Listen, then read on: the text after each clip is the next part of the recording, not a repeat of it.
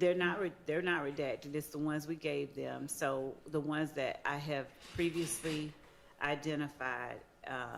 Can I have a hard copy of them? Because that's another one of those things that if I'm having a look on the electronic, it's like embedded within several emails. Yes. Before I ever get to what I'm supposed to be looking at. Yes, Judge. So Thank you.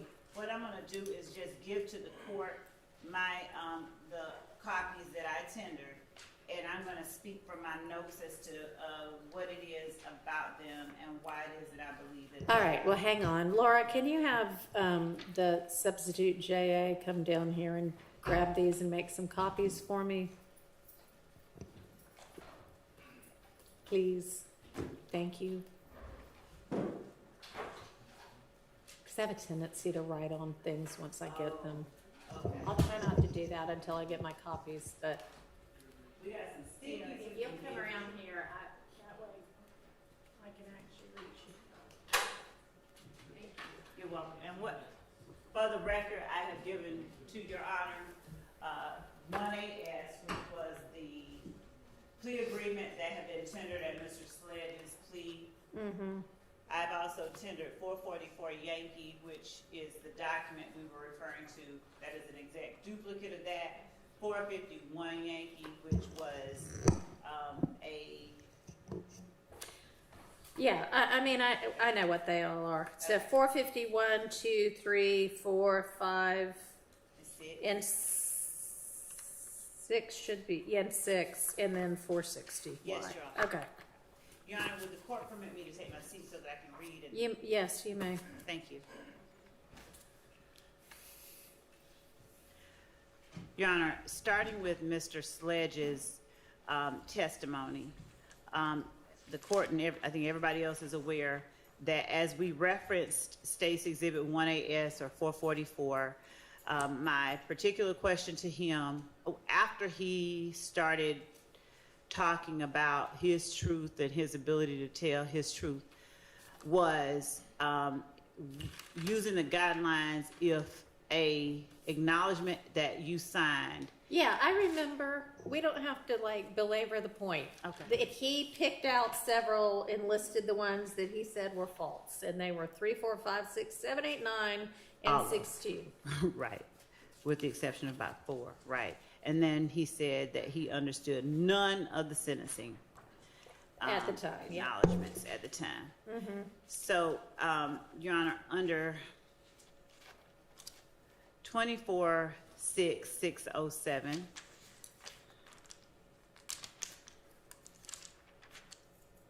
OCGA 24-6-607, Your Honor. Impeachment by contradiction. Mm-hmm.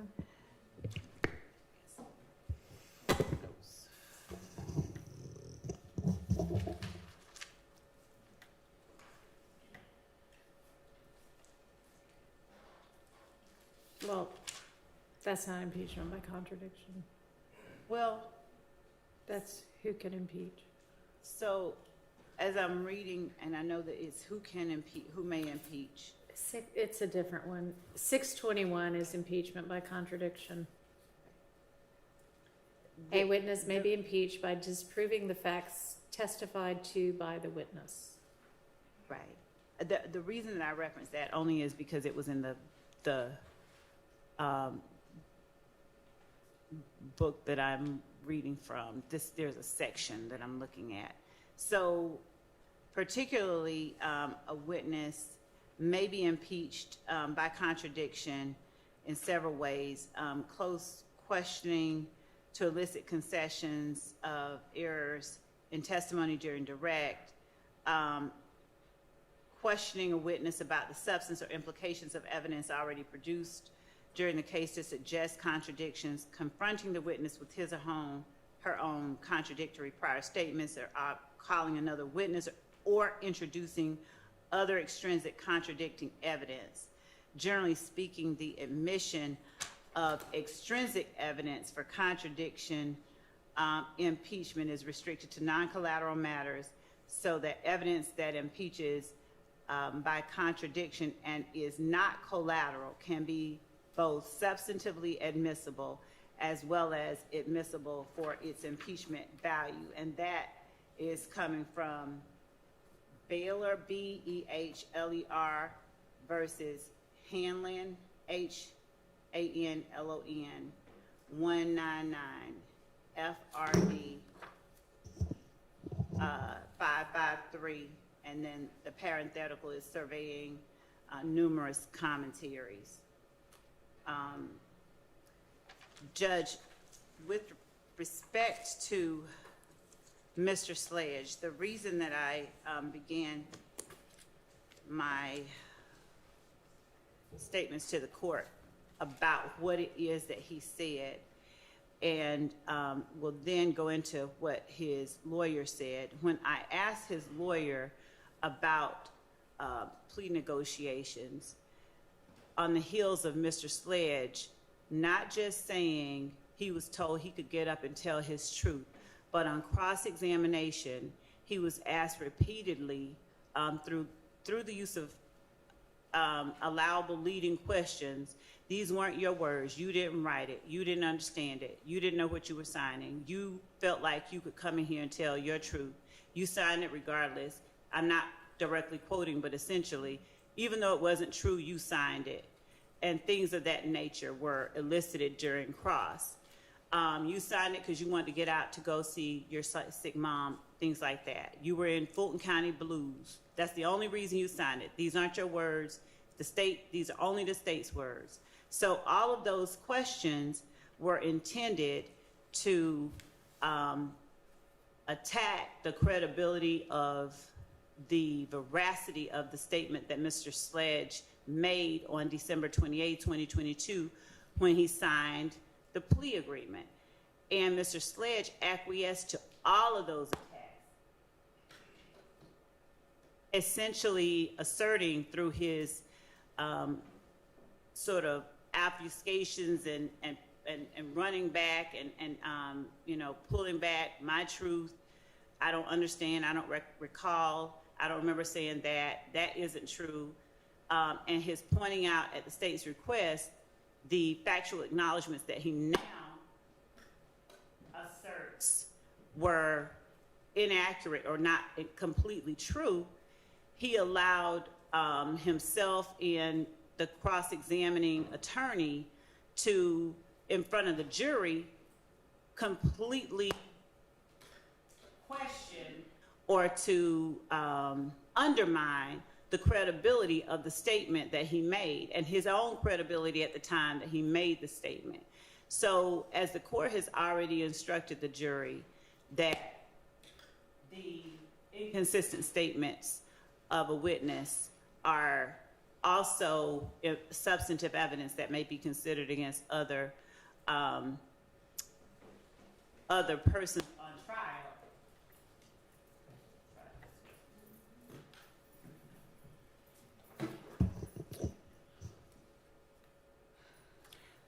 Can the court hear me okay? Yeah. All right. So as the court has already instructed the jury that it can now consider that statement as substantive evidence, what we've seen is an attempt by the defense to destroy the jury's faith in the credibility or veracity of that statement made by Mr. Sledge on December 28, 2022. So when questions were posed to his attorney regarding Mr. Sledge's understanding of those acknowledgments and sentencing agreements, on the one hand, after he made clear that though he's a friend of both sides, he's a defense attorney through and through, Mr. Wright, though he did clear it up, he seemed to, his answers on cross-examination, there were some things that were not true. There were some things we didn't agree to. He was kind of vague with it, and it took belaboring point by point for him to even acknowledge, hey, number 3, number 8. These are the only two anybody took issue with. So at this point, Your Honor, I believe that the iterations that were presented to Mr. Wright and to his client per his words are important because it is further evidence that corroborates Mr. Sledge's understanding of and his understanding of the final plea agreement, that is 1AS and 444Y, and his ability to effectively engage in and have an active hand in that final document that he signed on December 28, 2022.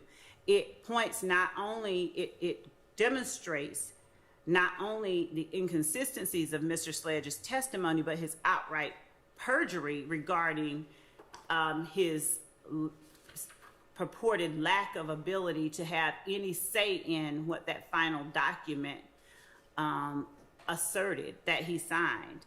It is illustrative of the fact that he actually did have the ability to tell the state what he felt wasn't true and what parts he wanted changed.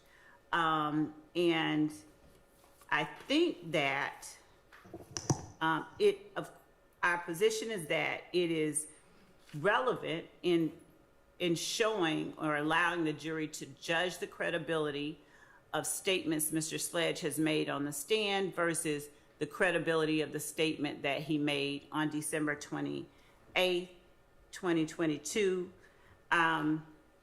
The statute that I cited earlier,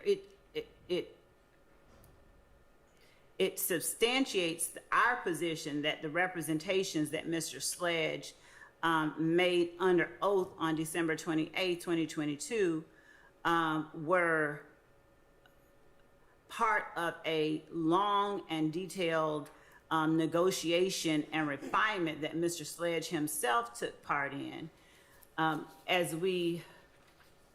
I think at this point, 24-1-104 might become relevant. That's the one I brought up earlier that didn't have any bearing on what we were talking about. But in as much as 24-1-104 speaks to the code section not limiting the right of a party to introduce before the jury evidence relevant to weight or credibility, we believe that this particular evidence allows the jury, it is pertinent evidence that be asserted in any event. For instance, they caught nut down bad is a statement that we know is going to come out either through the person that said it, the person that relayed to law enforcement that they said it, or in his statement to police if he lies on the stand. These aren't matters that are so prejudicial that they should be kept from the jury. These iterations, if you will, the defense wanted to have us reference part of them, but pointedly objected when I attempted to have Mr. Sledge show or point out differences between a previous iteration and the final version. That previous iteration was not circled there. It's one that I have because I did not tender it as a marked exhibit. They actually objected to my calling it a previous iteration. And I think in attempting to keep from the jury, not just the previous iteration, but the number of them and the changes that were made and requested, and the changes that were not requested, as is reflected in 460Y, we're keeping from the jury very relevant, pertinent evidence that in no way substantially prejudices either defendant through its admission. So I believe that an instruction that these are assertions made by the state, essentially questions that they ask the witness, then defendant, are these true? I initial them if they aren't, tell me what changes need to be made, and that they are not to consider as true from this witness or take as statements by this witness anything that doesn't appear on state's 444Y, and that they should look at state's exhibit 460Y as substantive evidence of the defendant through his representative of what he was calling true and not true at the time that the state presented him the iteration that came just before it. So it allows them to put in context Mr. Sledge's factual acknowledgments and sentencing understandings that he signed. I'm gonna get copies made of all of these. Yes, Your Honor. All right, so just one. Oh, batteries. Thank you. All right, I've got some batteries. If Oh, you did they think go in that here? might help with, I'll just put them up here. And if it seems like your mic is out and you might need batteries, I don't know whether they take double A or triple A. Double A over here. All right, got a few of each. Sergeant Ingram's coming. I'm just gonna set those right there. All right, so I think that, there's the 444Y one, which is the signed plea acknowledgement. That's sort of a separate type than all of the rest of these correspondences back and forth. And are you at this point saying, just so I understand, that like as to 460Y, you don't even intend to redact it at all? No. All right, help me understand what you're saying. As to 460Y, I wanted to redact everything except the one email that Mr. Wright sent. I want to take out everything else before. I even think I included twice in that 460Y the same email. So I would like to redact out all of that except the email from Mr. Wright to me on December 27th at 8:43 or thereabout at night, wherein he is making statements for his client. So they are statements of his client that number one is okay, number two is okay, and I say that under, I would call it an adoptive admission, but he is Well, an agent. It's an agent, Right. yeah. So he is stating, his client is stating, number one is okay, and in order to know what number one is, the jury needs to see what number one was that I sent to them, which would be the exhibit directly preceding, which I believe is 452.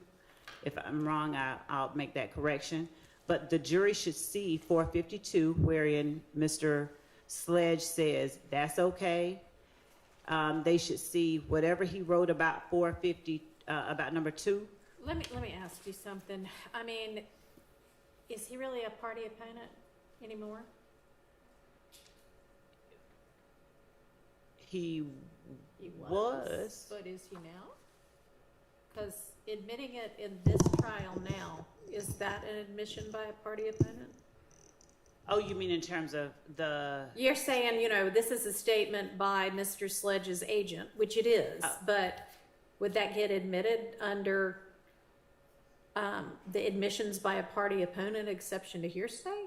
I wasn't admitting it under that. So I was just saying that they are statements of Mr. Sledge. okay, all right, but under what exception do they come in?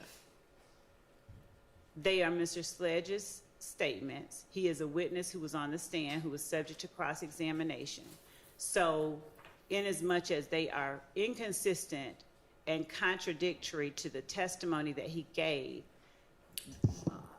Okay.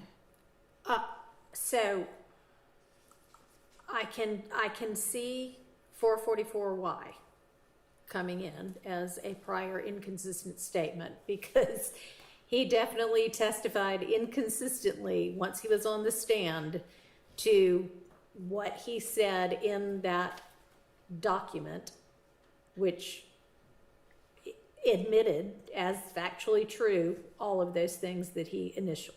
Right. So that's a separate item, and I'll hear argument on let's deal with that one. 444Y. Is it my turn? Okay, so don't talk about the rest of them until we get past. Not yet, because I think this is kind of separate than the rest of them. Okay. Because it's a different type of document. So do you want to say anything else about that? You saying it's a prior inconsistent statement and it's impeaches him by contradiction. Yes, and it corroborates the state's position and. Well, I know why you want it. Corroborates the state's position is That- not a hearsay exception. Right, I understand that. Yeah. So, why does that not come in Okay. as a prior inconsistent Your statement? Honor, first, I just have to address one thing. Okay. And I'm sorry, I'm not trying to be a whiner. This is exhausting because every time we are on the same page and Your Honor seems to direct us, things somehow get relitigated. We were up at the bench and we all looked at 444 or we. No, 444 is a different one, but yes, 451 through 6 and 460. Are we talking about the emails right now? Or are we talking? No, what I wanted to talk about right now is the actual final plea Okay. acknowledgement. So I'll address that. Okay. We all talked about this and we determined what would be admissible as prior inconsistent statements. And the state was allowed to read and confront, and he acknowledged that he signed. So he never said he didn't sign those things. He explained it. But those factual acknowledgments on the 1AS, which I think is 444Y, were read into the record and fully litigated. And we not only heard from Mr. Sledge, but then we heard from Mr. Sledge's attorney for a day. And the whole process of how everything happened was covered ad nauseum. I think the jury gets it. And there's nothing that I would understand to be gained by admitting the paper copy of what was testified to and discussed over a week with, this gentleman and his lawyer on the stand, however many days it was, that hasn't already been covered. Additionally, Your Honor, of course, my stance would be, if it were to be admitted, it would not go back to the jury because it would be continuing witness.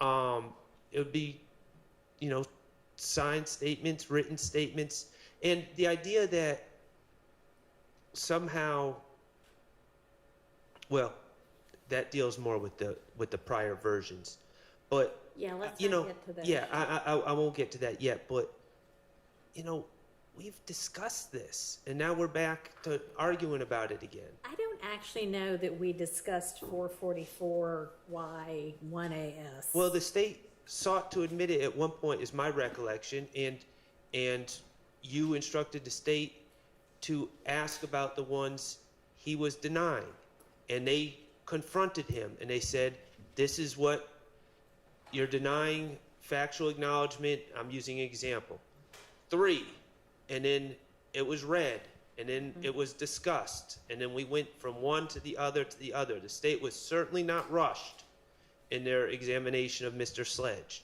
So all this has been covered. There's no need to admit the document into evidence at this time.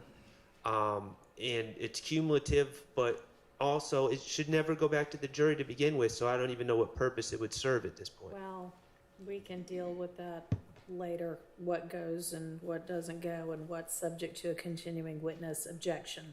But it's definitely a prior inconsistent statement. Y'all were given an opportunity to cross him on it. He was given an opportunity to explain it. It can come in as extrinsic evidence. Well, That, okay. it's pretty clear law, I think. Well, the other thing is, I don't know if he denied, the other thing is he didn't deny adopting it. He said, and he gave an explanation. I know. Right, but I don't believe that that lays the foundation for a prior inconsistent statement. Him saying, "Oh, I did sign this, and this is why I signed it," Okay. and then, so Well, the statements on the document say, every bit of this is true, and I acknowledge every bit of this. And he testified inconsistently to that with regard to the majority of it. he did, but he never said at the time he didn't acknowledge it to be true. I think he did. Okay, so to me, I don't know if the entirety of it or just the parts that he denies are admissible, but does it really matter It if, does. 1, 2, and 14 through 15 come in? I'd have to really look at it, and this is, the state has not given us a proposed redaction, but Do you propose to redact that at all? No, and just as a Well- point of clarification, on the first day of direct examination, he specifically said that one was not true. He said that on the second day, he came back and said yes, but the first day he said no. it's interesting that Miss Love says that, because when she actually was examining him, she misspoke and said that he adopted number 1. So now she's saying he denied it. Yes, I believe that if we're going to admit them, if the state's not willing to redact it, then it should not come in.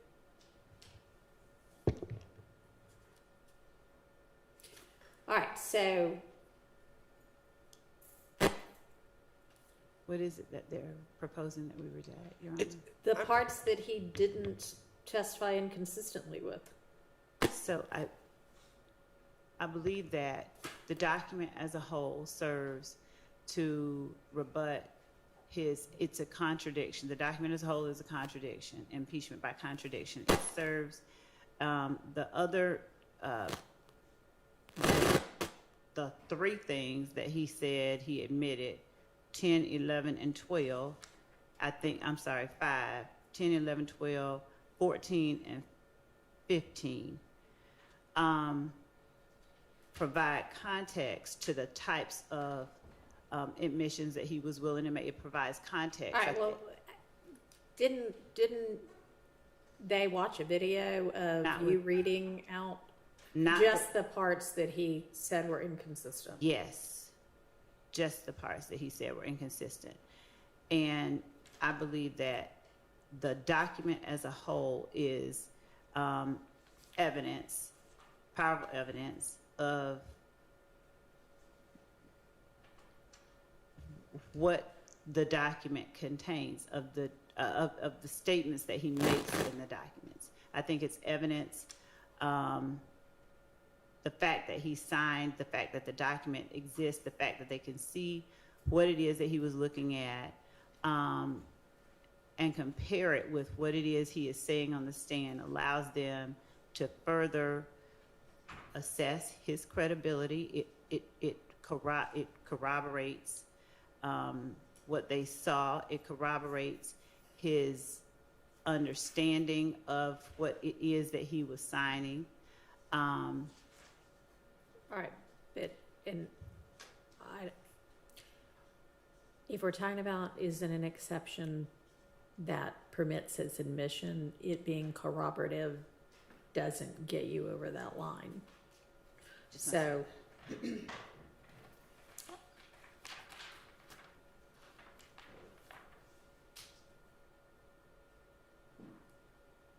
yes, sir.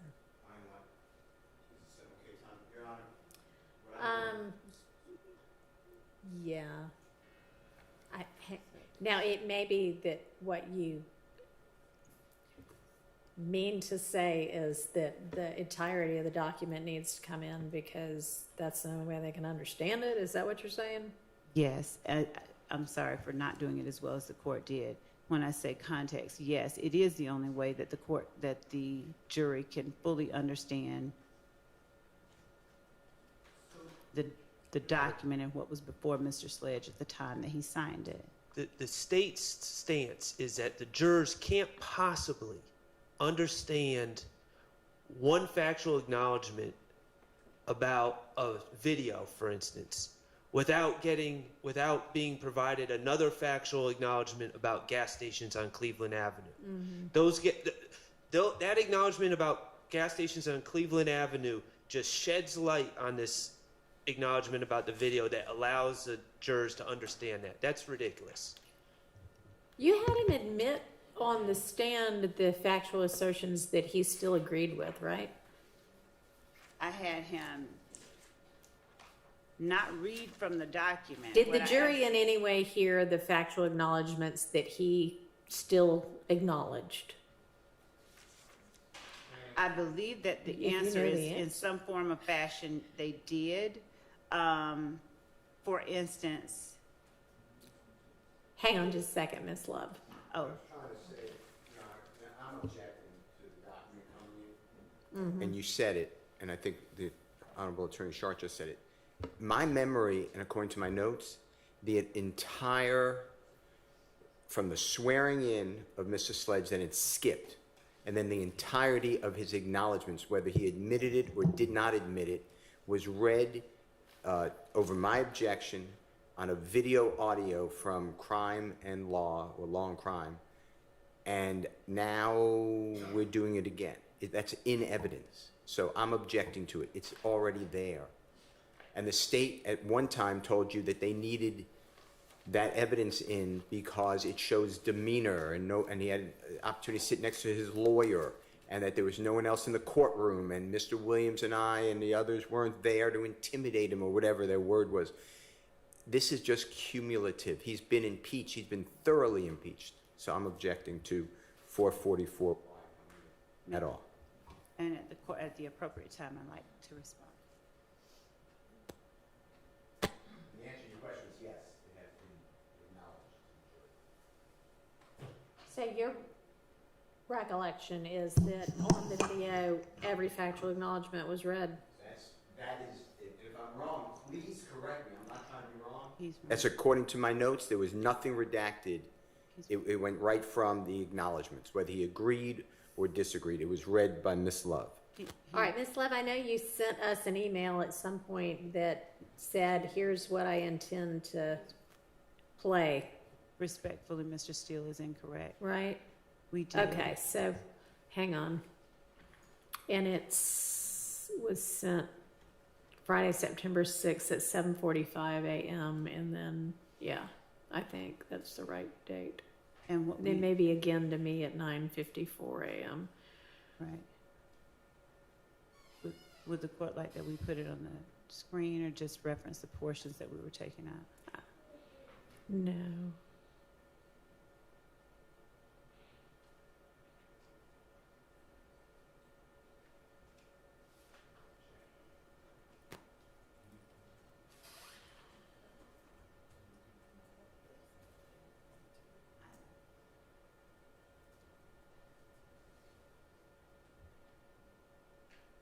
Oh, yeah, no, you didn't play the ones that he said were true.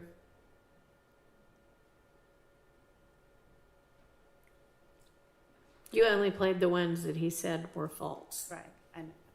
Yes, Your Honor. Okay.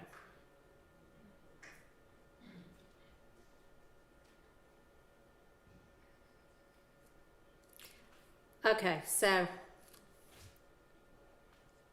And when the court feels it appropriate, I just had a couple of more words to say in response to Mr. Sharp's response about 444 and impeachment by contradiction and the amount of time spent on it.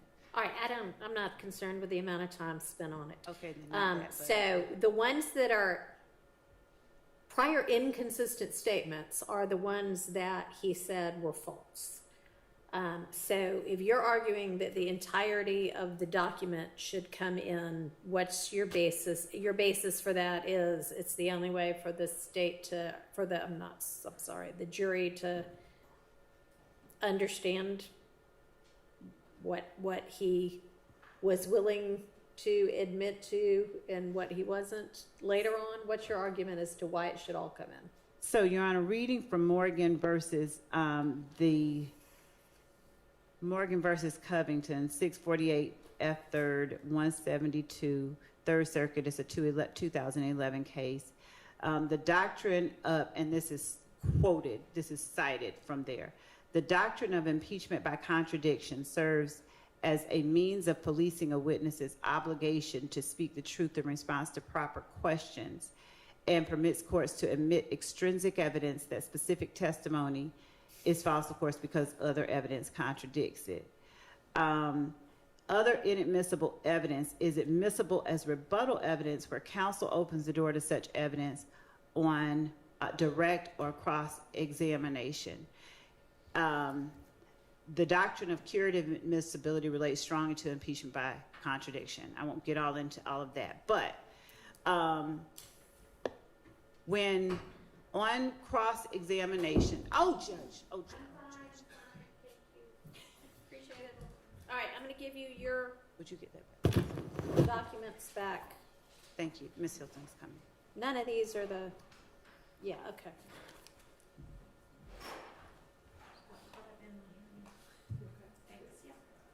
Thank you.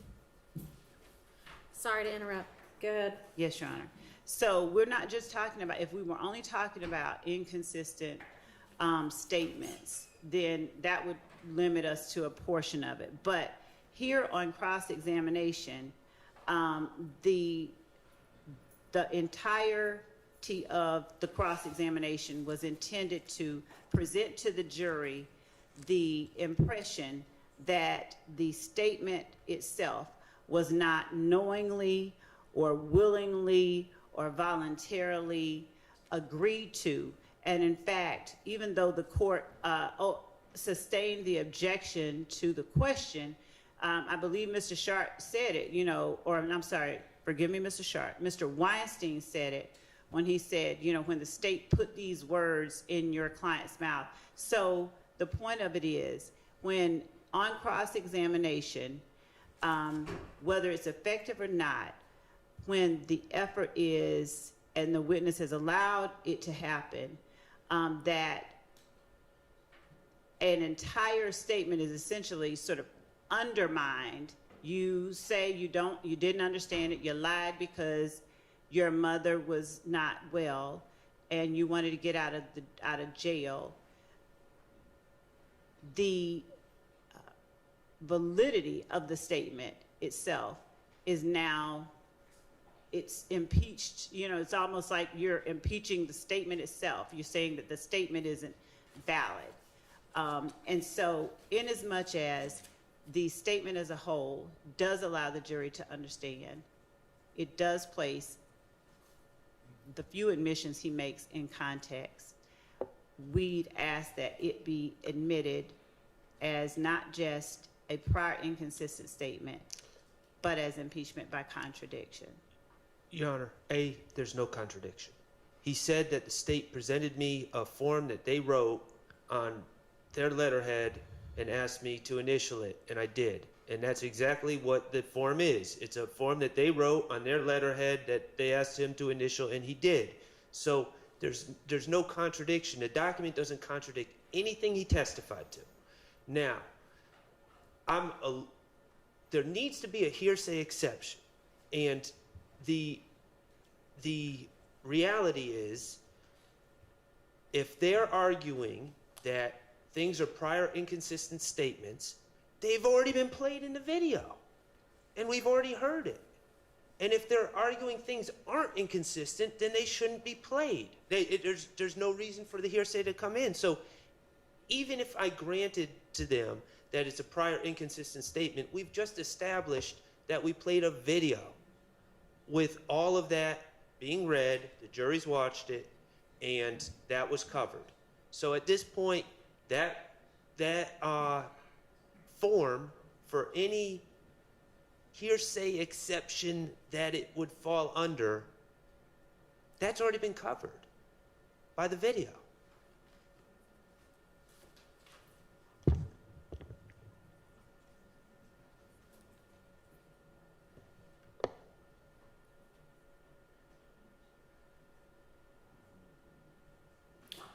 All right, I'm gonna rule on this one that the portions that he disavowed on the stand may come in as extrinsic evidence of a prior inconsistent statement, and we'll deal later with whether they actually go out as continuing witness or not.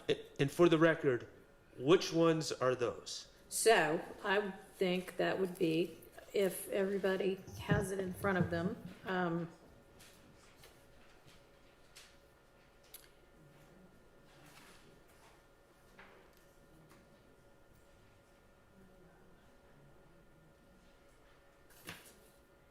my understanding is he disavowed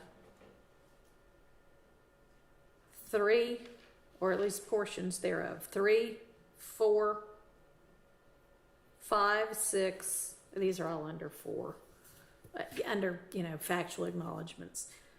7, 8, 9, and 16. And then every bit of Section 5, the sentencing acknowledgments. He said he didn't understand any of them, even though he initialed saying, I understand fully each of them, as well as the paragraph underneath that. He also acknowledged on day 1 of my direct, number 1, I wrote it, though he changed that. Well, if he changed it, then it was no longer inconsistent. I mean, I didn't, when you were like, all right, here it is in front of you, tell me which ones there you have any type of problem with, he did not say number 1. So. He Done. I made my ruling. All right, so that's that one. That is, and I don't know whether you're going to tender 444Y. That would make more sense. You've established that it's the same as 1AS. I did. Okay. When I'm listening.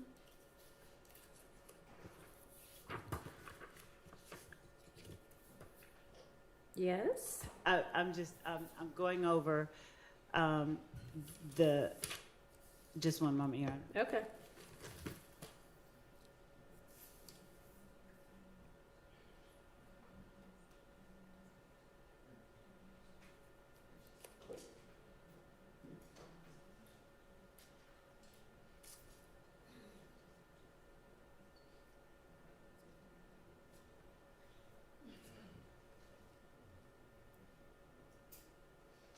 Yes, Your Honor, that is, we understand the court's ruling with respect to 444Y. All right.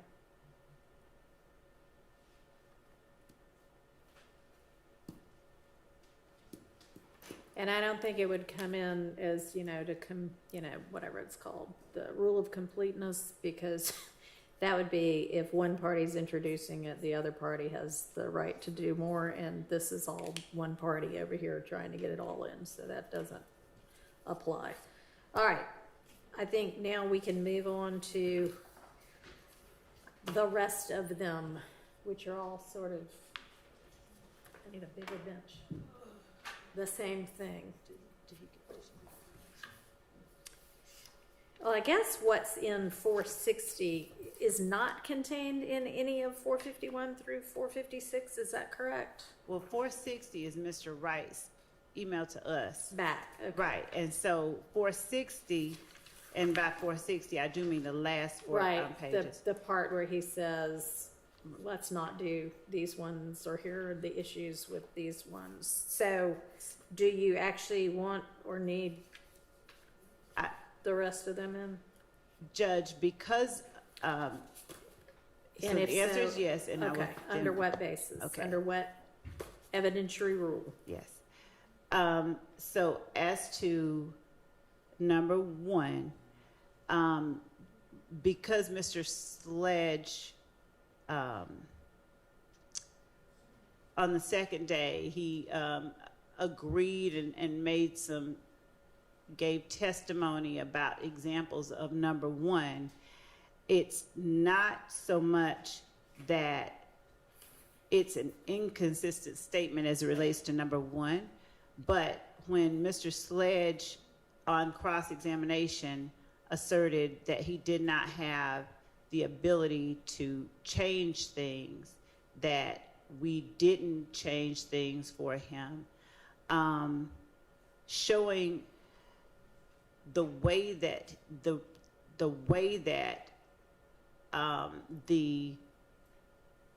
recommended changes were presented to the state. What is not said is as important, in our opinion, as what is said. All right, are we talking right now, I'm sorry, about just that portion of 460 that's Mr. Wright's 8:43 p.m. email? I should have been clear. Yes, Okay. just, and the second part of that is just a duplicate where I asked that Right. copies be made. So we are only talking about Mr. Wright's December 27, 2022, 8:43 p.m. Response to the state. Subject line is re-sledge agreement updated. And with Mr. Wright on the stand, I clarified what exhibit came in before that he was responding to, which was 452. Okay. And then what exhibit came after that, which I believe was 453, but I'll check my notes to ensure that that's the case. So in as much as number one, he's saying, okay, there's no caveat, there's no, oh, we need the, okay. So number two, obviously Mr. Sledge agreed to number two, but there is an additional, they formed about 3 years before Peanut was shot, him offering up that kind of information, Mr. Sledge offering up that kind of information. He is nowhere in there is he asserting it's a record label. All right, well, nowhere in his factual acknowledgement on number two is it asserted what YSL is. It just says defendant has been a member and or associate of YSL since blank. Right. So he wouldn't need to say, and by the way, it's not a gang. I agree with that. Also, but in number one, where we say what it is, Yeah.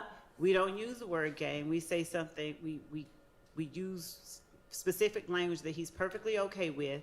And then in number two, he makes no effort to, qualify anything as he did on the stand multiple times. Okay, well, as we all know, the case law holds that it's actually not illegal to be a member of a criminal street gang. It's only illegal to commit crimes in furtherance of it. Well, to commit crimes, period. And then it makes it a gang What makes it a gang is a violation crime. to commit crimes in furtherance of it. And that's why number one says. Right, and so, I mean, number one is whatever number one is, but, that number two says, oh, by the way, it was about 3 years before Peanut was shot.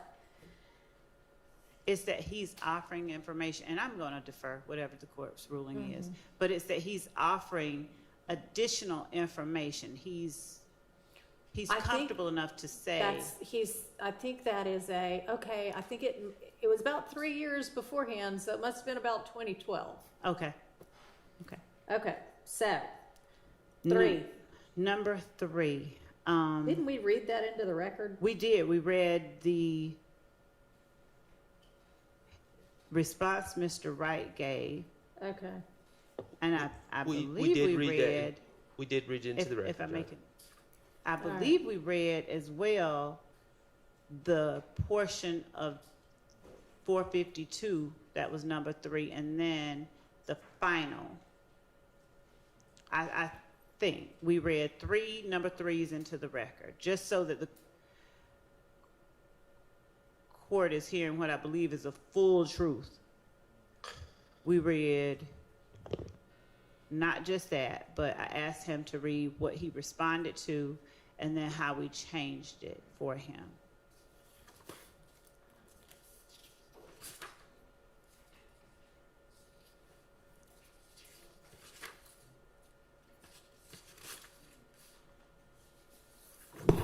We read at least the final version of number three. We many, did. many times. Oh, we So, number four, did.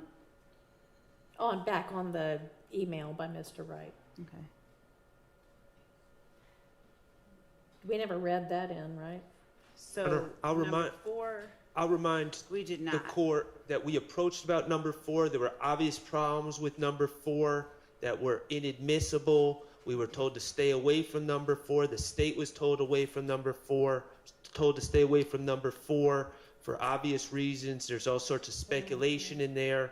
And now, after being told to stay away from it, and we were told to stay away from it, and we did not address it during cross-examination, now, after witnesses have testified, the state's seeking to admit a document that has number 4 in it. And it's just, I mean, I don't know what we're doing. Okay. Your Honor, And number 5 is not even relevant, right? Your Honor, if I may just circle back briefly, as it relates to number 4, there was an objection to it. We followed the court's instruction. We did not ask him about it. And when the issue that I have with number 4 not being addressed here is more importantly, I don't know how an assertion that the witness did not adopt is prejudicial when he is not, he denies it and we change it, we take it out, that he was planning, he had personal knowledge that they were planning. That is powerful because it is a material fact that He doesn't denies. have personal knowledge That's that they were planning it. Judge, that's the point that I'm making, that he says, I did not know that. The fact that something that, Even saying I did not know that is sort of like, or that's not it true. was true, but I didn't know it. No, he's saying that's not true. He is No, saying he's not. He's saying, I don't know. I think maybe XYZ. That is not coming in. Yeah. That needs to be kept out under 403 if nothing else. And that's really the only thing you wanted in, right? So I didn't hear you. is that really the only thing from this that you wanted in? When you say this, you mean From this being this part, the 8:43 p.m. email from Mr. Wright that is included within 460Y. I didn't even the language of what he says, I didn't even need to have that in. I mean, I understand why that would be considered, and I understand the court's position there, why it would look like something was pre-planned. The reason that I was asking or seeking to have the assertion in is just to show that he says no to it. And we could take out all of number 4 under Mr. Wright's email and just say no. I don't, just, he denied it. Well, we can't make it say something it No, doesn't not say, put the so word no. how could He we do said, Mr. Wright said on the stand Okay. that is something that we did not agree to and we took out. And that's exactly the point. Mr. Exactly. Wright said all All right. this stuff on the stand. We're not going to be admitting 460Y.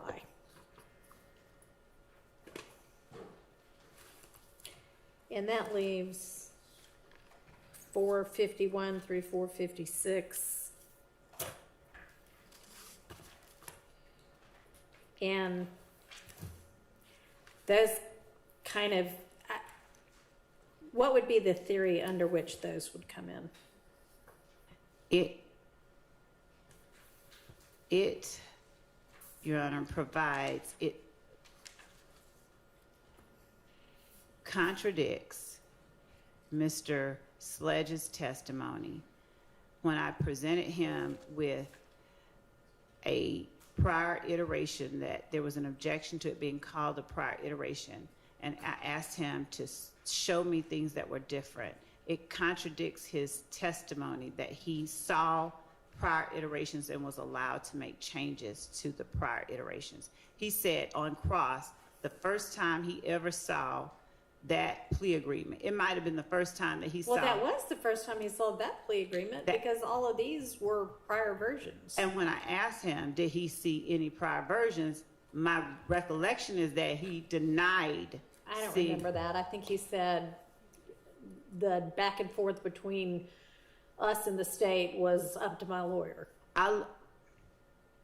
I left that to my lawyer. That And was his- Mr. Wright clearly I'll- testified that he took a version to speak to Mr. Sledge the night before. And, Your Honor, I'll look back at, All right, well, subject to that actually being some kind of and it's, so that would be what, impeachment by contradiction? yes, it would. Okay, well, you can let me know if he actually testified Your Honor. in the way that you remember it. Yes. And I don't think we should have to litigate this again, and I'm going to explain why. Okay. The state, under the state's theory, well, I mean, why don't they just do this for every case? They could write out their facts, just send them to a bunch of witnesses.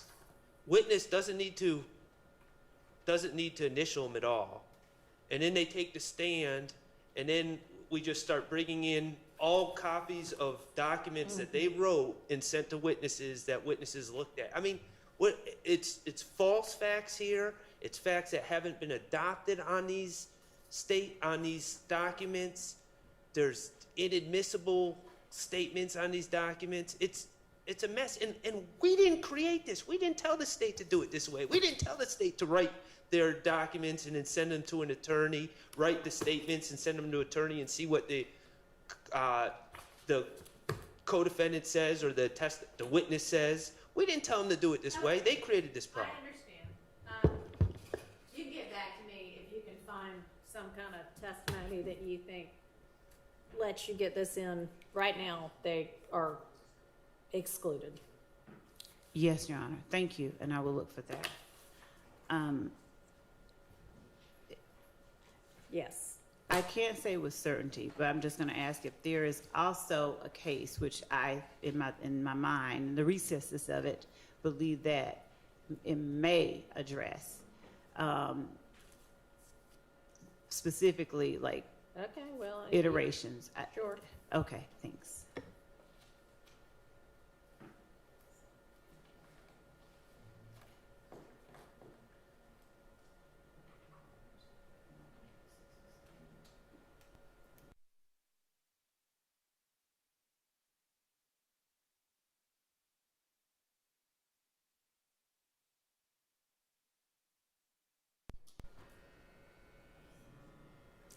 Even if Mr. Sledge did say there were never any other versions, and which I don't think he said, you've disproved that by presenting the testimony of Mr. Wright. So I think given the number of 403 concerns there are with 451 through 456, I'm going to just stand on my ruling excluding them.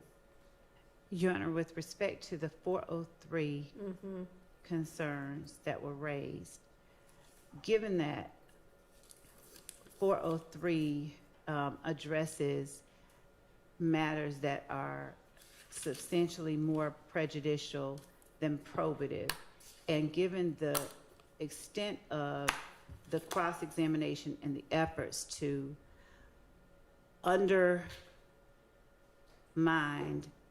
the willingness or knowingness of Mr. Sledge's statements, essentially even in the arguments that are made, it's essentially the argument is that this isn't a statement that Mr. Sledge made.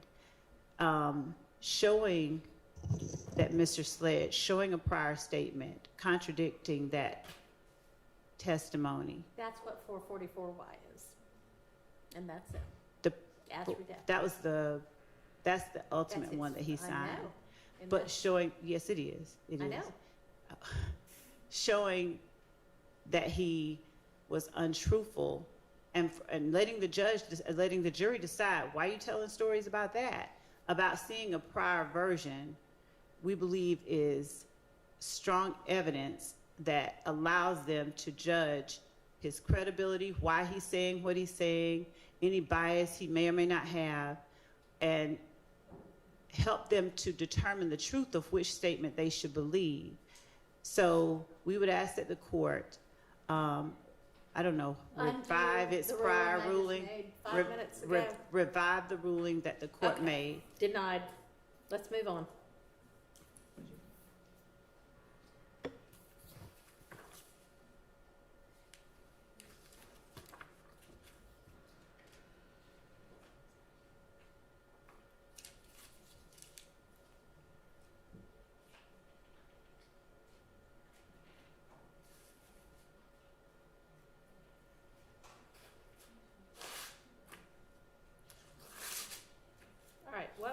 tasked with over the lunch period? Your Honor, we reviewed the proposed segments of those videos that showed Mr. Beebe and Mr. Eppinger referring to and they weren't referring to it, but it's clearly involving the armed robbery that they're charged with that's listed as an overt act. I can say on behalf of myself and Mr. Steele, we have objections. I think Mr. Steele was going to articulate them All right. to those segments. Okay, I think,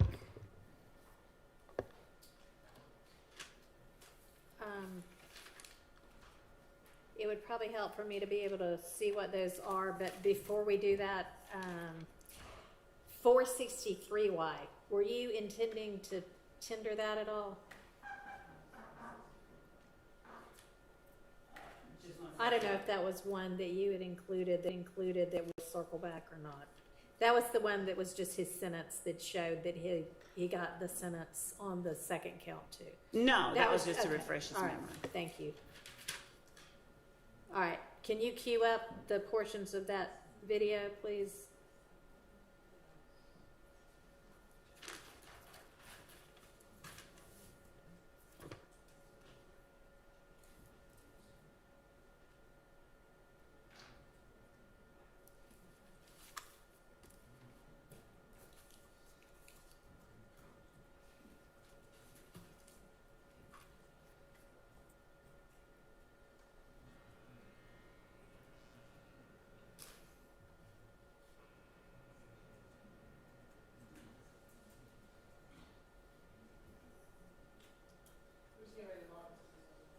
Hmm.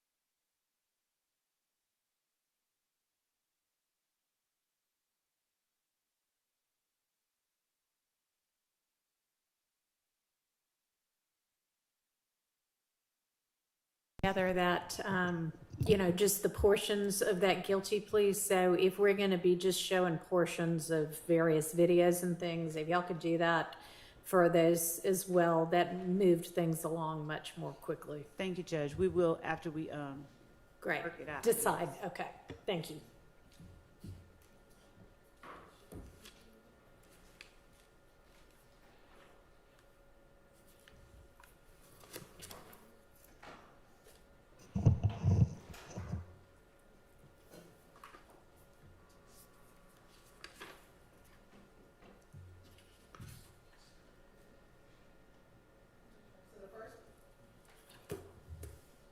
The first portion of this video, it ends in 2624. In the video, Mr. Durante Beebe, and it'll be Christian Eppinger. This is after the armed robbery that both are alleged to have committed. Mr. Beebe has recently or did plead to the charges in this indictment regarding this armed robbery. All right, so I'm sorry, timing wise, this is shortly after the robbery or shortly after? Shortly after the robbery. Okay. And we're going to begin the first portion at 1:12.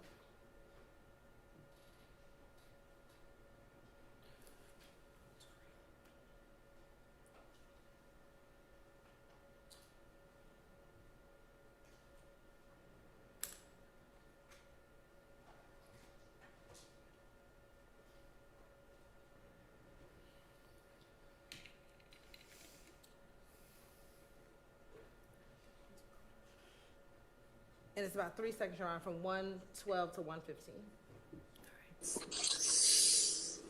What else going on now? What's up, Slam? And Your Honor, as you see, or if you see there, when Christian Eppinger gets onto the call, he throws up what we have alleged is the YSL sign, and then Durante do it back towards him. Okay. The next portion, Your Honor, is 2 minutes and 45 seconds to 2 minutes and 52 seconds.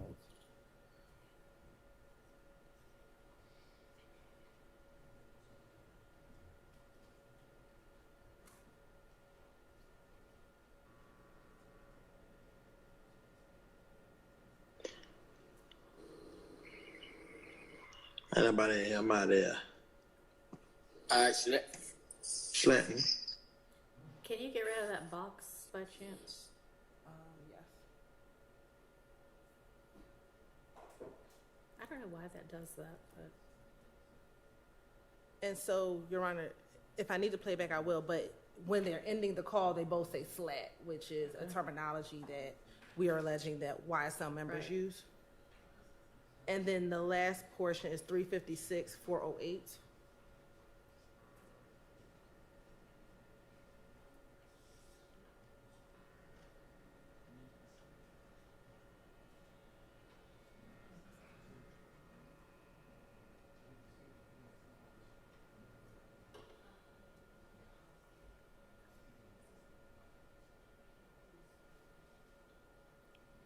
I mean, but they hit them up. Really, yeah, my artist made minimum. Look at me, I done built me a business up. And it ends there. Just a few things. The clothing that he is wearing, Your Honor, I believe this is OTS or on the slime clothing that he is wearing. This is also his public page.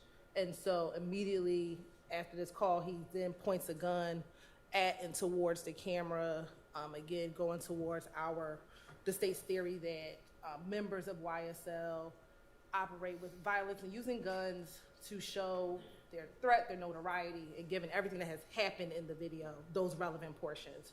Those are, for this video, the 3 portions we see. Ms. Hilton, excuse me. Can you not could- hear? I didn't quite follow the first thing she said. Something about what was on the clothing.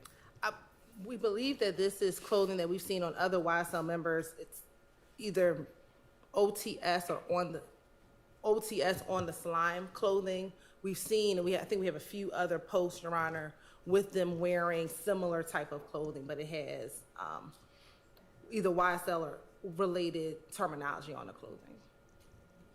All right, and on what piece of clothing is that? On his, I believe, the headpiece as well as the shorts, All Your right, Honor. can you show me that last portion again? Yes, Your Honor.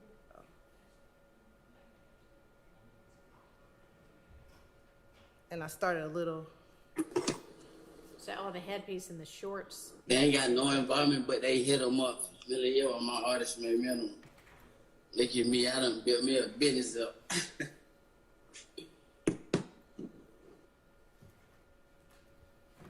And what does he say? Built me a business up. Oh, I heard that part. What does he say before then? Is this just to show the clothing? No, the clothing and the pointing of the gun. And pointing at the gun and saying, They hit them up. Really, yeah, my artist, man, man. Look at me, I done built me a business up. I think he's rapping a lyric to a song, but he says he hits them up, and I'll have to go back and look at the other portion of the language. Your Honor, procedurally, are you wanting us to argue these one at a time, I or? think, yeah, that'll be this set, not like, well, not necessarily one portion at a time, but like this will be, I'll hear the argument as to this.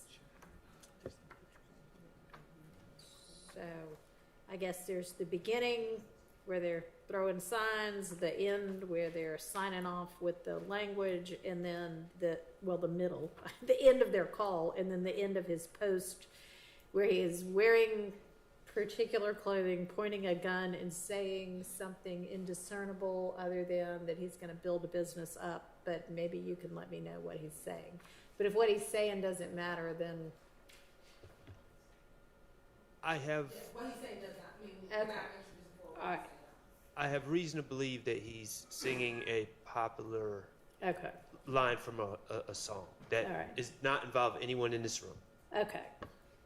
So is this line of, what's the line of clothing? So Is it like a line of clothing you can buy in stores?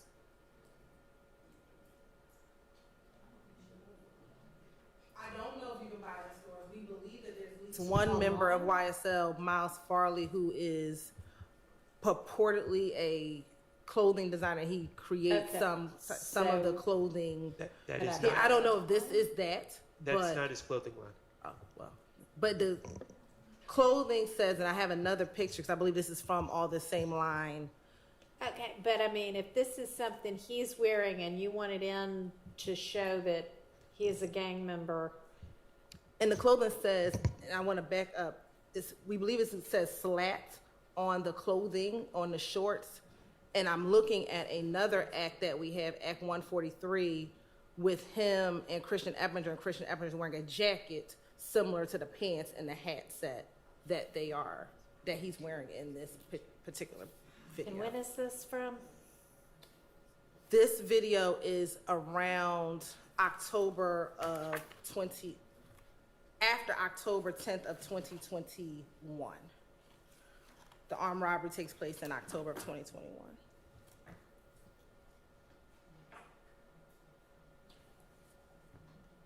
All right, and tell me why y'all are offering this. Your Honor, so with the first two portions is to show that both Mr. Eppinger and Mr. Beebe, again, right after the robbery, are in communication with each other, showing their association with YSL by one, using the gang symbols, and two, using terminology in which members of YSL uses. And then the last portion of the video, which is when he places the gun inside of the video, Your Honor. Again, this is a public posting of Mr. Beebe. And it shows, again, that members of YSL uses this gun for no reason comes into this video at the end. There's nothing, I don't know what the purpose of actually flashing a gun is, but to show that he, as a member of YSL, has handguns, uses handguns, especially coming after an armed robbery, which we allege. All right, and the armed robbery was what, like October 12th or something October like 12th that? of 2021. And then when is this video posted? I just need to pull up the Instagram, Your Honor, of when this exactly video was posted. And can I ask the state another question while they're looking into that? It's being, and I'm sincerely asking. It's being stated that this is a public posting, and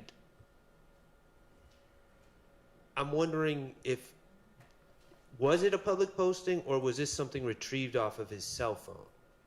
Because those are two different things. It was not retrieved off of his cell phone. We got an Instagram return for Mr. Beebe. So yes. So these was are this on his public- Instagram page? Was this a story that disappeared after 10 seconds? I'd need a little bit more context about what exactly this video is and where it came from and how it was presented to the public. It came from his Instagram return. His page, we do not believe, was a private page. And the Instagram video was of him. It's a Instagram call that he makes with Eppinger, so it has to be public because Eppinger knew to log into the call when that's how he gets onto the call. So is it public between the two of them? No, Forgive me, I'm not. no, I believe it's Instagram public to familiar. Instagram because To his private page? Because you said it was a public post on a public page, but then you said it was from his private page. no, it's his personal page, Oh, but okay. a public. You don't mean it's private. You just no, mean it was his page. personal page. Your Okay, Honor, but it's a people- public page. People that are younger than me, that are helping me here, are telling me that this is not something, like if I wanted to check out what Mr. Beebe was doing on Instagram, it's not something that I could find publicly. This was a call. If you followed, if I know a lot of people have lots and lots and lots of followers, like thousands and millions. Would any follower be able to see this? I'm just trusting the youth in the room no. now to.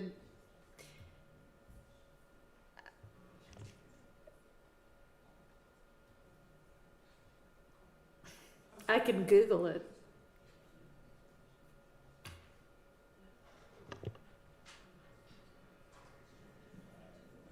All right, let's assume for now that it's a public page and we can circle back My on that. understanding is once the call, and this is my confusion why I'm asking the state.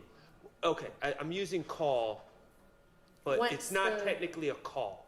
Okay, but once the interaction is done, it is not saved.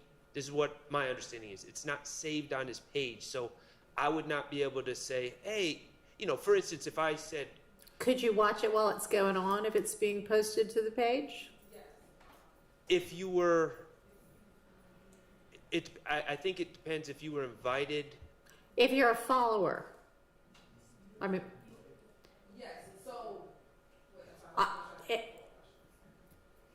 whomever.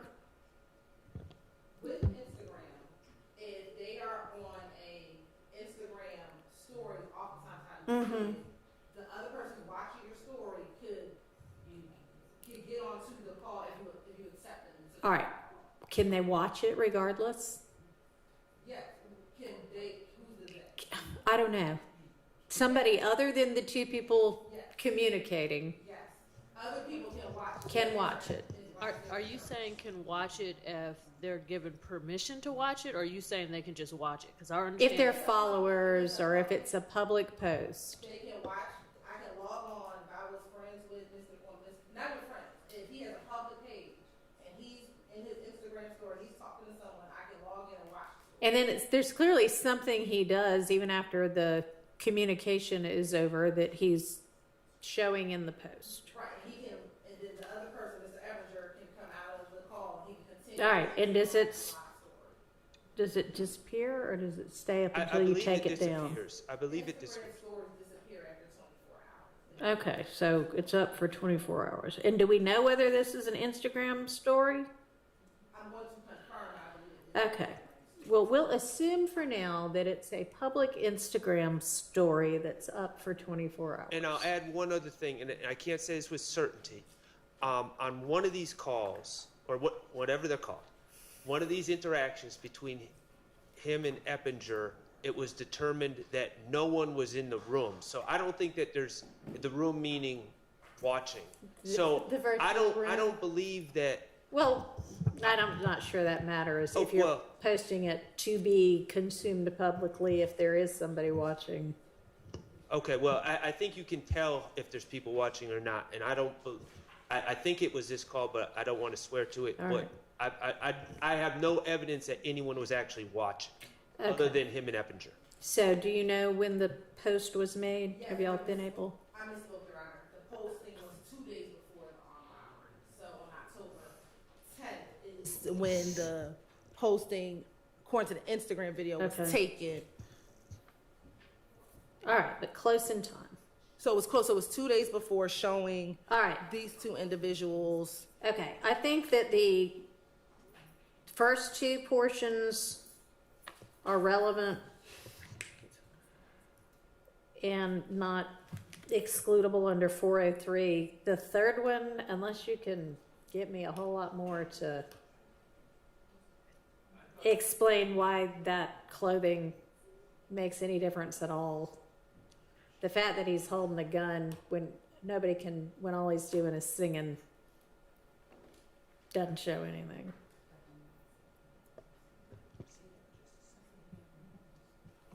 You're right. He is representing, we believe, with the clothing on YSL prior to an armed robbery that he commits with. Okay, I understand you believe that, but until you can get me some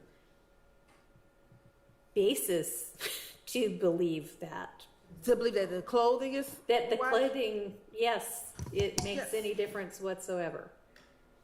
So, Your Honor, So.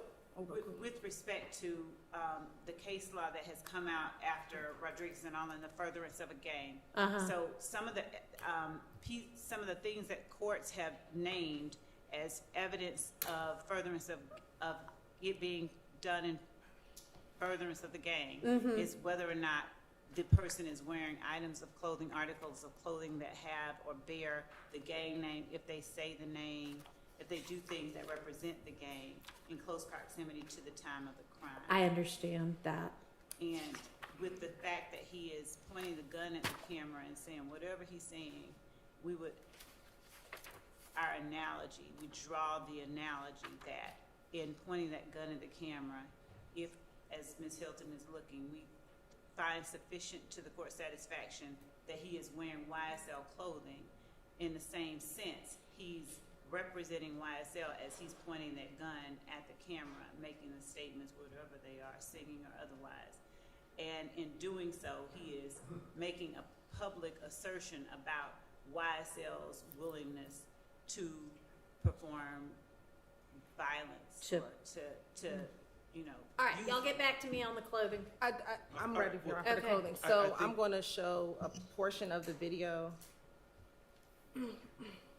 Your Honor, I think I'm probably stating the obvious, but that's not when the armed robbery happened. So, But yeah, it sounds like so- it was 2 days before. yeah, so I don't know about what Ms. Love just said. This has nothing to do with showing that the armed robbery was somehow gang related.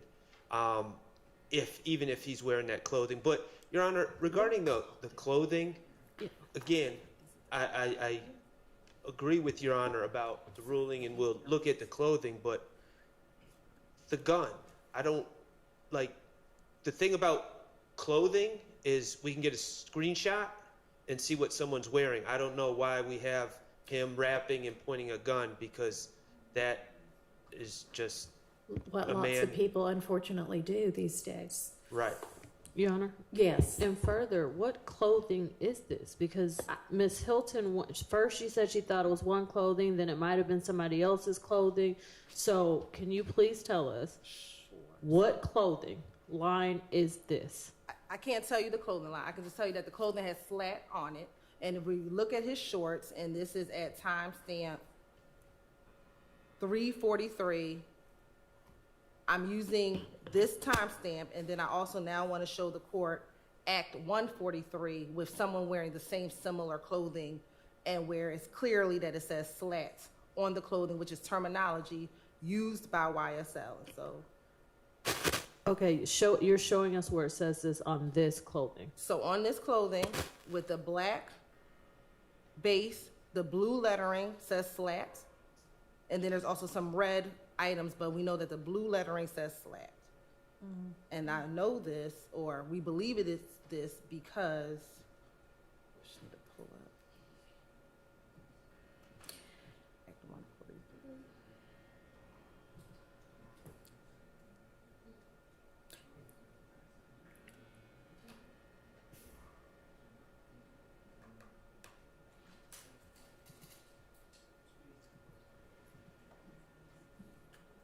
Do you have him wearing other gang paraphernalia at other times? That's what I'm All pulling up right, now. then that's gonna be sufficient. So Act 143, Your Honor, which is, we believe on September 29th, 2021, so about 2 weeks before the video, Mr. Eppinger, who he's in the video with, is wearing the similar clothing, the slats.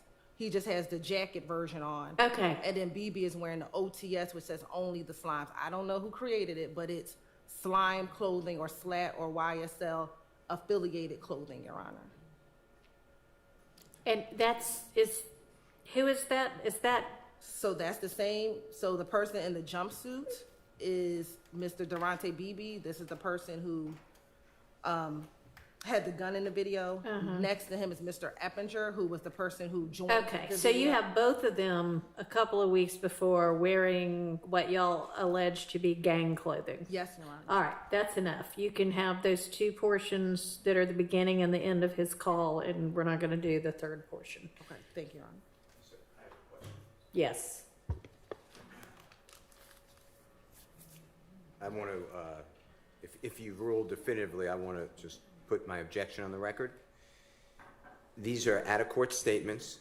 Mr. Beebe and Mr. Eppinger are not here. So it cannot be, the way I understand the law, admission by a party opponent because they're not on trial with us. Right.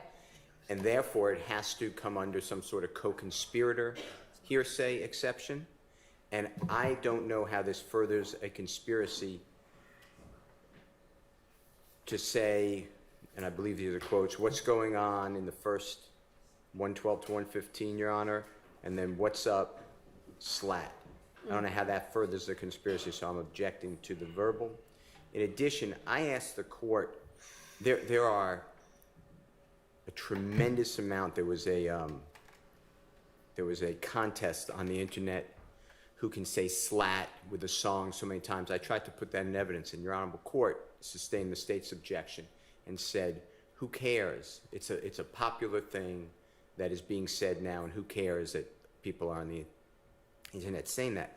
The state just said that slat is important because that's what YSL members use. I want to show that everybody uses it. And slat was a popular term before 2012 when this supposed gang formed. You will learn if you let it in. Did somebody already establish that? I know tried you to. established it with regard to like some of those other sayings. Yes, Mr. Trantavia Stevens stated that when he was younger, it was made popular by a rapper, an artist named Right. Lil Wayne. Okay. So I was stopped from doing it. So I'm objecting. I understand. I'm not trying to belabor this, but I'm objecting to all the verbal statements. And then I just think it's nothing here, to me, furthers the conspiracy. And All that's right, the only well. way to do it. Thank you.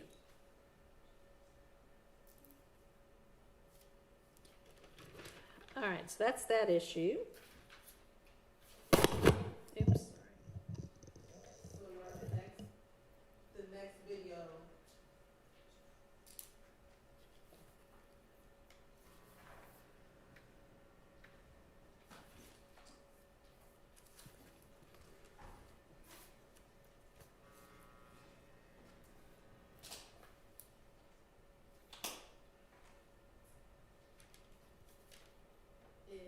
It ends for purposes of the record in 3396.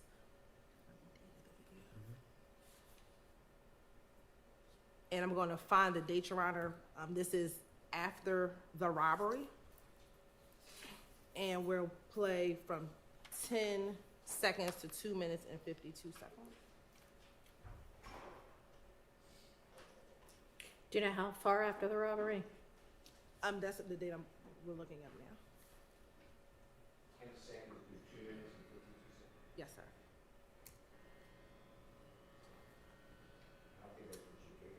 This is on 10/13/2021, so one day after. One day the after. robbery. Okay.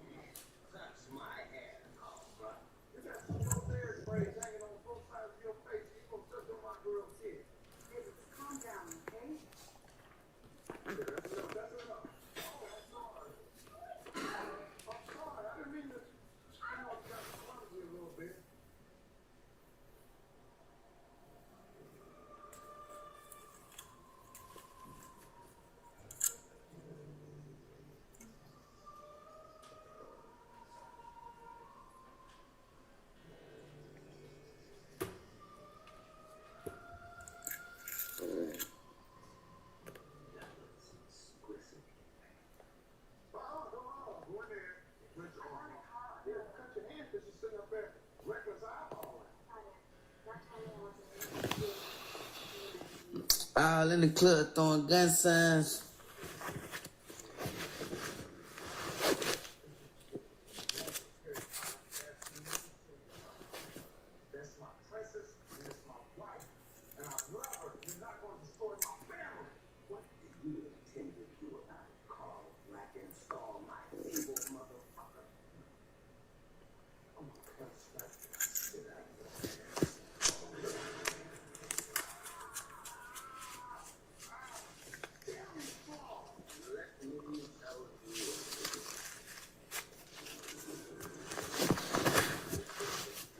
All in the club throwing gun signs.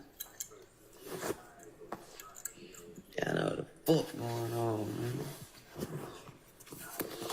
Shit, YSL.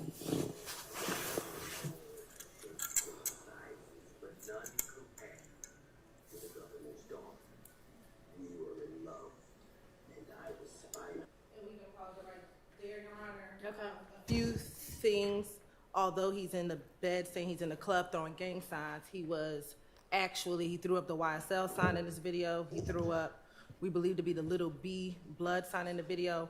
More importantly, I freeze frame on the chain. This is the chain that was stolen from the victim 2 days prior to, or a day, excuse me, prior to the, this video being posted.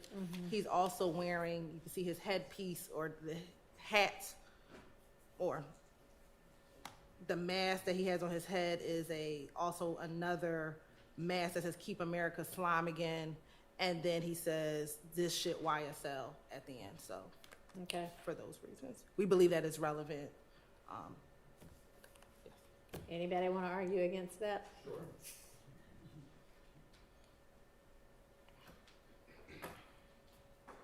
And just like the first one, I'm not conceding that this is for publication, for the public, and I haven't heard how the state is going to lay that type of evidence before the court. And I don't have that evidence, so I can't tell you that it was for publication. I So can't it's a tell you it was live- private. Okay, we'll circle back on Yeah, that. okay. I don't know how the state's going to prove that that is the chain that was stolen from Mr. Smith. I bet it looks like a pretty distinctive chain. Are you going to have Wrap somebody it to Yes, Your- identify that as the proceeds of the robbery? The victim goes by the rap name Trap Commander, and that's what is said on the chain that is stolen. And we intend to call that individual in. Okay. And then I don't believe that this, depending upon if it's public or not, I don't believe that this furthers a conspiracy, which it has to, the way I understand it, for his verbal statements. All right. Can you respond to that? Yes, Your Honor. So in looking at the Instagram return, we know that this video is from the archived live videos. Okay. Instagram does not disclose, at least on our immediate review, whether it's a public page, but we know it's a live video. I imagine he is broadcasting it out to someone because it's a live video. He's not broadcasting it to himself. And so a live video is what we discussed earlier. He gets on Instagram and anyone who is following him can literally open up his icon and see that he's doing a live video. And if you haven't yet, are you going to present somebody to explain to those of us who are not 20 Yes. that all of this is true? Yes, Your Honor. We will Okay. have someone explain Instagram for Instagram. And because he is posting a day after the armed robbery, the boldness of stealing the person's chain and with YSL paraphernalia on and saying YSL. For those reasons, we do believe it's in furtherance of the ultimate YSL enterprise conspiracy. All right. I'm going to rule that admissible. You also do the 403 analysis, if you don't mind. I am, yes, when I rule it admissible, I have done the 403 analysis and found that it is not excludable under 403. Nothing in there is substantially more prejudicial than probative.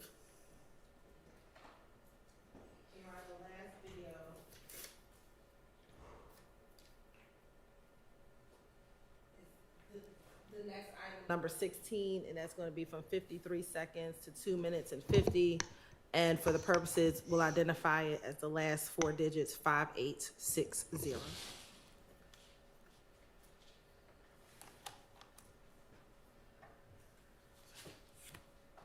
This is And also this Instagram It's also an Instagram video, live feed. a live feed as well, and this is on October 14th, 2021. Okay, so 2 days afterwards. Yes, Your Honor. Okay. 52 seconds.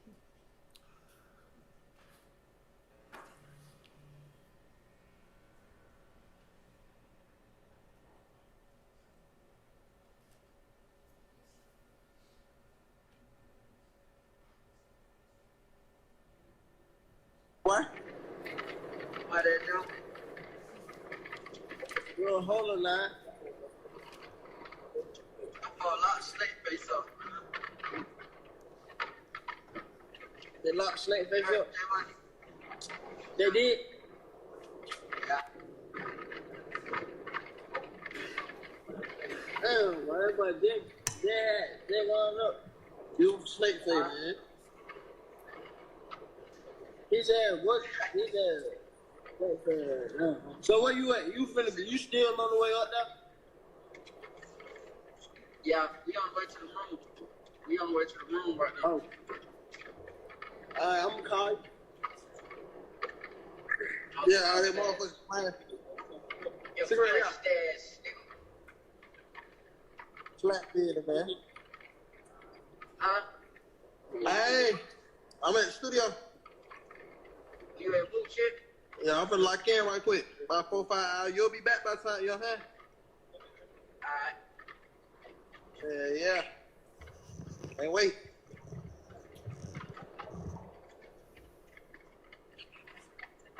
Oh, yeah, slap bit, no rat bit. No kiss. He's about to add me, please.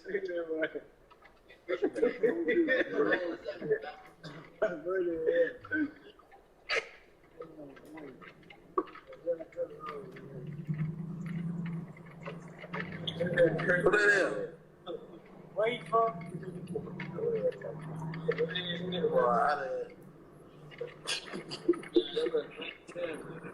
Boy, I did. I hope I get all this shit too. Hit the phone. And we can stop it at 2:47, Your Honor. So a few things that occur in this video is Mr. BB is on his way somewhere, and Mr. Eppinger joins the call again or joins the video again. You hear him say, as he's holding up the chain that they just stole a day before, says slap business, and then later again they say slap business, no rat business, Your Honor, and believe that testimony will come out during this portion that Darius Smith had went to the police, after he had gotten robbed. I believe there is some information that he was being threatened after he went to the police. Okay. After he went to the police, Your Honor. Furthermore, also in this video, you see another co-conspirator, Miles Farley. When they pan the camera to the individual who's in the front, he appears to be sleeping. That is another co-conspirator in this case, which is Miles Farley. So for those reasons, and you see them also in this video putting up the YSL sign as well, that for those purposes, this is relevant to show association, to show the furtherance of the enterprise, especially even after the armed robbery. All right. May I, Your Honor? Yes. I am going to wage the same objections, that it does not further the hearsay objection to the conspiracy. But if your court is consistent, then what I'd like you to do is please wrestle with the idea that the one before 3396, showing the court said that's a specific pendant, and therefore it's relevant, and armed robbery occurred the day before. This is the following day, so 2 days after it. This has the same pendant showing, so I would argue that under 403 at some point it's cumulative. So those are my arguments. All right. So I think, yes, sir. Yes, Your Honor. I have a question. As a condition precedent to the admission of this particular piece of evidence, public or private is a condition in terms of the social media, whether or not the platform was public, correct? Is that what I'm understanding? It's a question. So, you said this was another live feed? Yes, this is also from the archived live videos. So if you're downloading that information or those documents from a live feed, how do they know at the time that it was public? That's what I'm trying to understand. I want to make Well, sure. and honestly, you may need to have somebody come, like, give a proffer on all of that. I mean, I hear you saying your understanding is that it would only be archived if it was the live feed, and that live feeds stay up for 24 hours. And I think that anybody who wanted to log onto that page could see it, or at least anybody who was a follower could see it. Definitely anyone who's a follower could see Okay. it. And I think that's the distinction. Anyone who's a follower of the person could see it. Whether or not someone who's not a follower could see it would determine whether or not it was a public or private. I don't know if that, to me, that goes to weight, not admissibility of the evidence coming in, whether or not it was a private or public page. But what we know is a live video. Other individuals can see that, whoever may follow him, or if it's a public page, people who don't follow him can see it. But other people besides himself could view the video. So, I mean, this one it's a communication between, and amongst several co-defendants and alleged co-conspirators. Given all that she set forth as the different things that were significant, I don't think it's just cumulative of him himself sitting there with the chain. This is him talking to his His co-defendant, co-conspirator, yes. of the robbery, and talking about slat business and rat business. So it's not simply cumulative. It adds a whole lot more. And honestly, like, whether this one is Right. public or not, Okay. it's them talking in furtherance of the conspiracy. So for this particular one, it wouldn't be significant to the ruling whether it's public. For that first one, it seemed to be, I mean, for one thing, that she was saying that was one of the reasons why. But yeah, not really for this one. And for the court, I'm being told that whenever the court does consider public or private in terms of whether or not it's a condition precedent, that there should be some comments or icons demonstrating how many viewers are present, common. Okay. So I don't think how many viewers actually see it is significant to the fact that you might be putting it out there to be seen. Or you're putting it out there where it could be seen. And comments and viewers count are key, to determine or in allowing. I'm just trying to read the right. Ms. Westmoreland is like, would you older people please stop talking about this? But Your Honor, the reason why Attorney Matthews is bringing up comments and things of that nature is because when it is public, even just public, meaning that your own followers can see it, you would tend to see commentary from even your own followers. Okay. So I just don't think that the state has proven that the videos, at least the videos that you're considering, whether it's public or private, even your own followers being able to see it, I just don't think they provided any evidence of that. All right, well, I don't think it really matters for this one. So I find this one to be admissible. Your Honor, Yes. before, this has nothing to do with the court's ruling. I'm not trying to relitigate anything, but while Ms. Hilton was speaking, she mentioned Mr. Darius Smith and their possible threats or something of that nature. I don't know of anything that I've been told or provided in discovery that provides any information about that. So to the extent that the state's ever going to want to get into anything like that, I would expect to be given some information. Some production of something? Yes. Are y'all planning to get into that? I believe it's already, and we'll double check. believe it's something that's already in discovery, that after this, whether it was his interview, whether it was Mr. Smith's interview, that he talked about receiving threats because he went to the police. And so I'll All find right, it we'll specifically. just make sure that they've got that. Okay, so there's no video of any threats or No, anything like no. that? Okay. Okay, it's just that he says during the course of his interview with police when he was reporting the crime. Yes. Okay. And y'all are familiar with that? I'd have to check too. Okay, I just that's didn't fine. remember seeing any Okay. videos or anything. Yes. I know you just said that the last one, which is 5860, has more, so it's not cumulative of the previous one, 3396, but wouldn't 3396 then be? Then be cumulative. Yeah, that's what I was arguing earlier, because you said that it's coming in because it's showing the unique trap commander is what I believe it says on the pendant. I think it says trap Yeah, commander. no, I just thought that when you, that comment was when you said, how do we know it's his necklace? I was Sure. saying that looks like a pretty unique necklace. But wouldn't, I mean, at some point, is it I know it's short, but isn't it cumulative of the next day? You know, that is much more to me, him really kind of flaunting the necklace that had just been stolen a day before, flashing money, throwing gang signs, saying, if he said, I heard him say this shit, YSL, I think that is somewhat different than what we see in that 5860 video.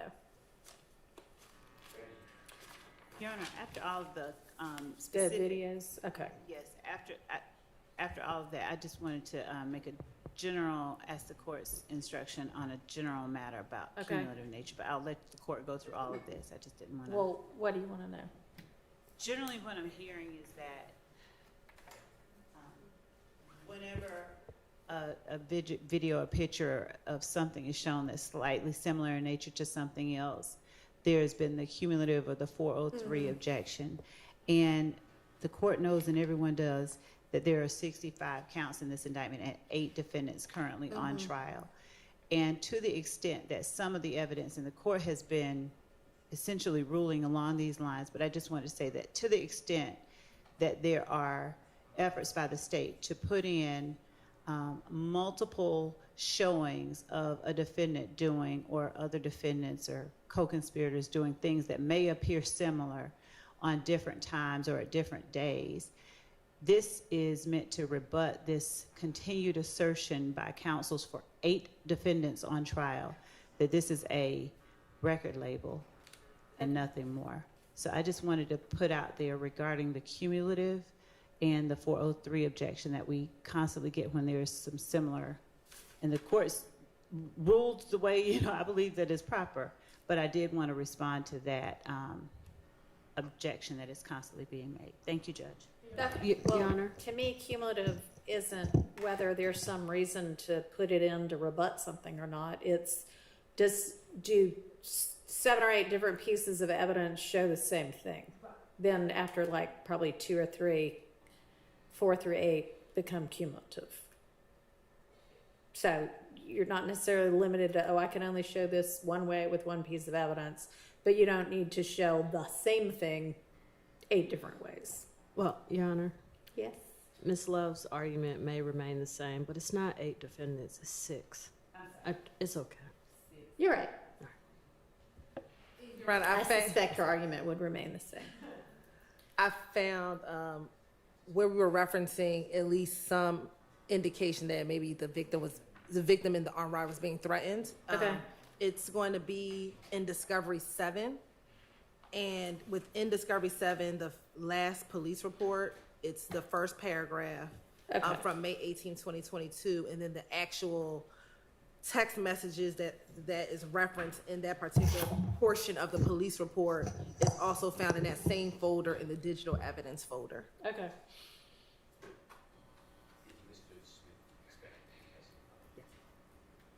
You're welcome.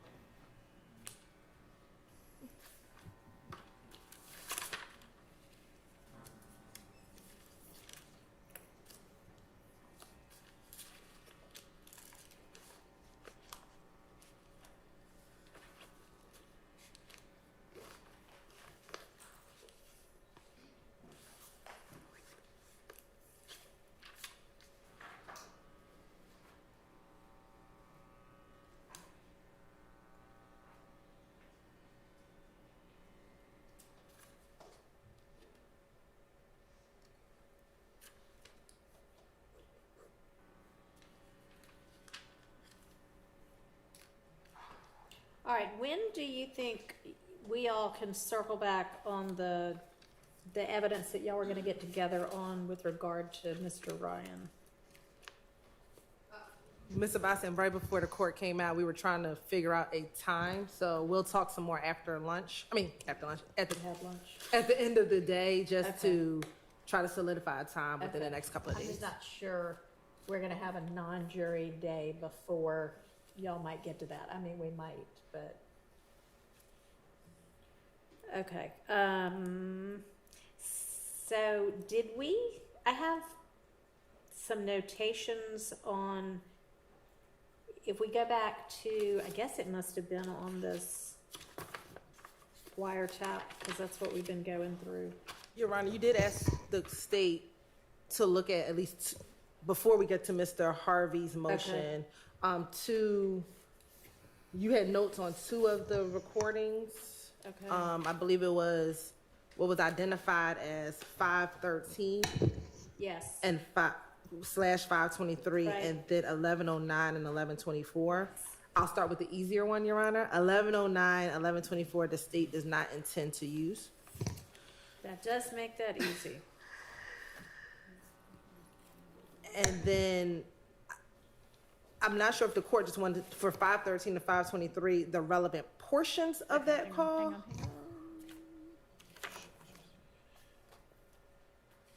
So on that one,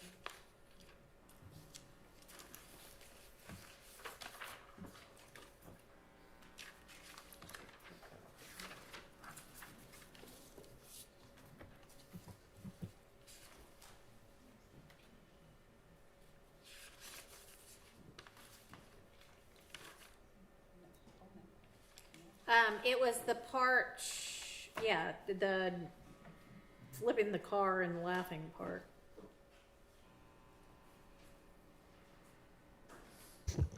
So when I listen to it, I don't know if I hear flipping the car, but there is some conversation that starts at about 35 seconds into the call, in which, to set the stage, this call is at about 9:45 p.m. on March 16th.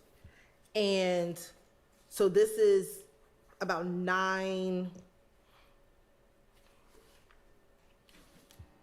The home or the house at 2830 Waters Road just got shot up late the night before, earlier in that day. And Mr. Garlington is speaking to someone that we believe to be Dewaskin Wright, who is a member of 30 Deep. And when they're on the call, they first talk about different types of weed. Yeah, I said that part then. And after that, Demekion begins to tell Dewaskin about the drive-by shooting. And he tells them that 12 had us, they shot up Big Nick's spot, which is the home where they are. And we thought that they were going to come back through, meaning that they thought that the ops were going to come back through, that they sprayed through the house, that they were all in the living room, and they're surprised that no one got hit. And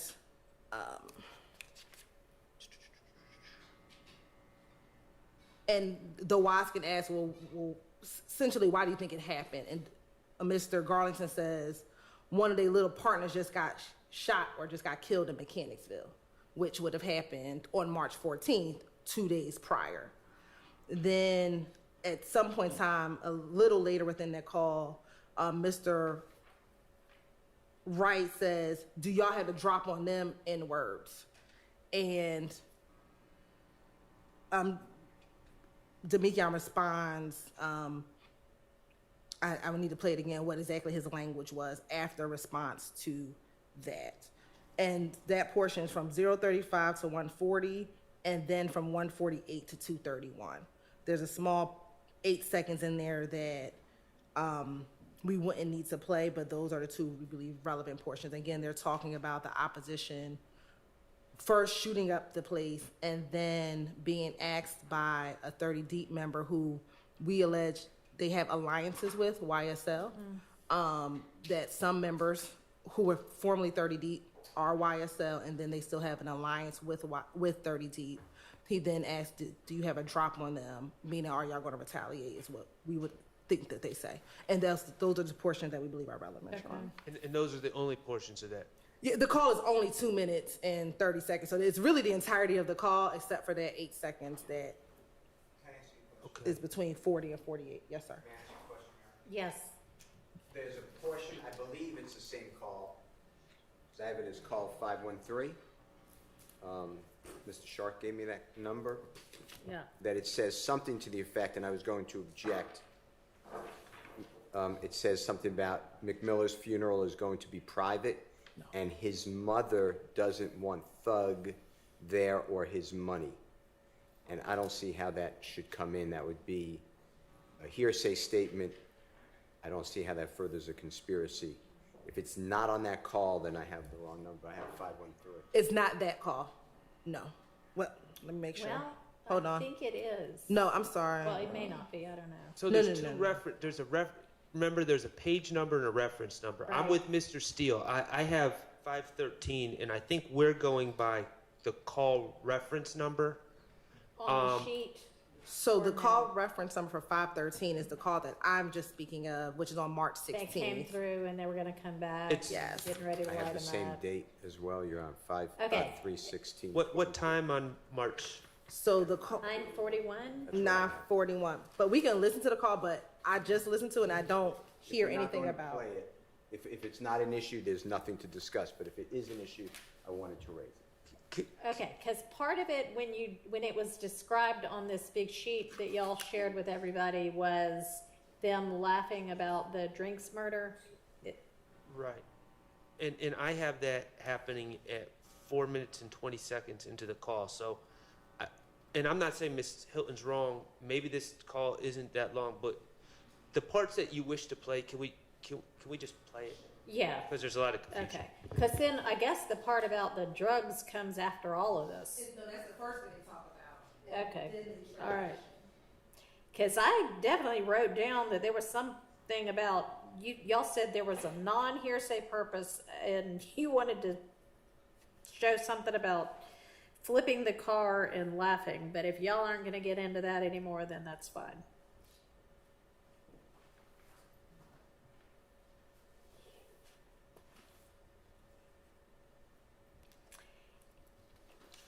And I think this one and the one before reference a quay, and understandably there's some concern about confusion. Is it going to be clear?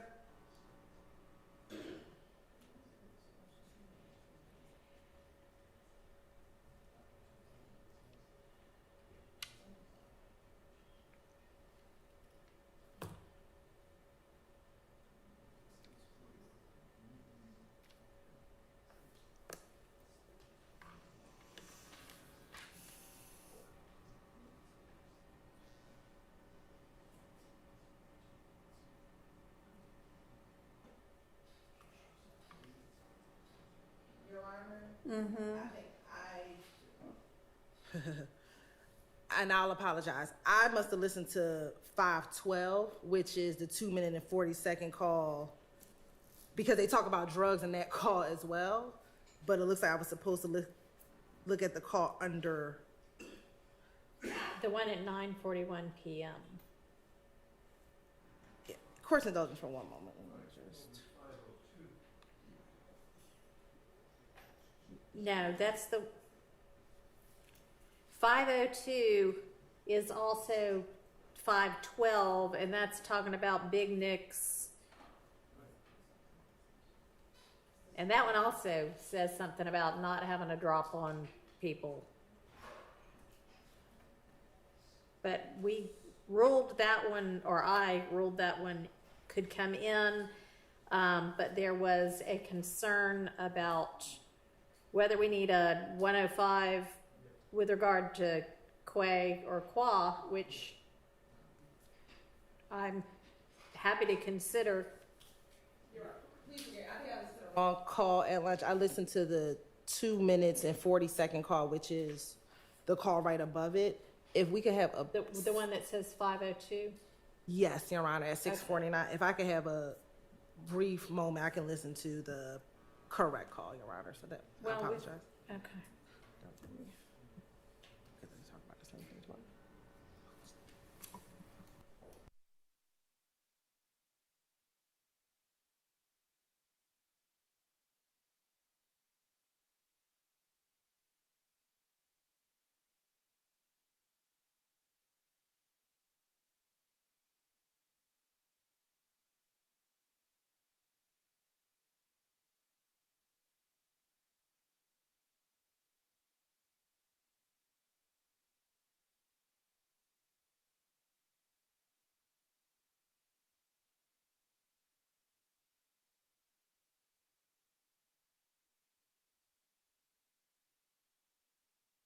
Only other one we had talked about but not made a decision on, was the nested hearsay one.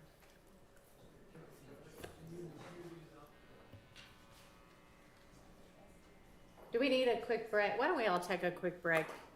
10 minutes.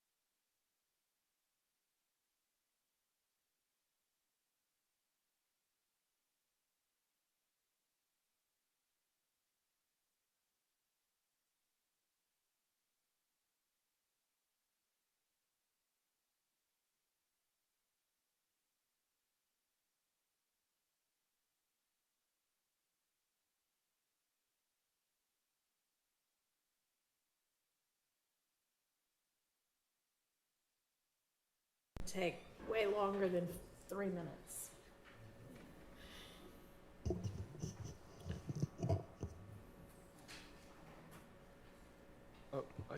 I'd just like to recap, if we can, before Ms. Hilton. Can we recap where we are just for a second? Sure. You And there can she help me is. with that, please, Judge. My notes from our previous sessions said 513 was open, 624 was open, 806 was open. The state today said 1109, and I'm going from the reference numbers. All right, hang on. They weren't going to try to get that in. Was there a ruling on 513?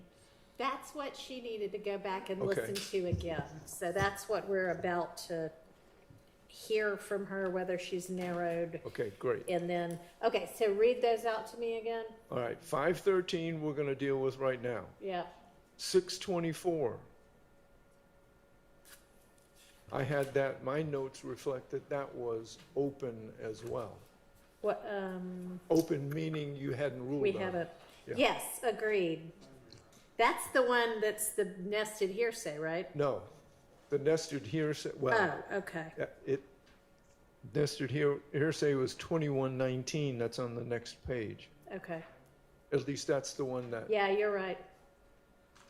so I'm trying to So figure what out. else? So 513 slash 624, 6, which is also 635. It's very complicated with these yes, two different numbers. 806 and 820. 806, yeah. I had, You're right. I have a note by both of those that said So there's no- tomorrow, which we apparently never Right. got to, that so tomorrow. there's no ruling on those yet? Correct, no Okay. ruling yet.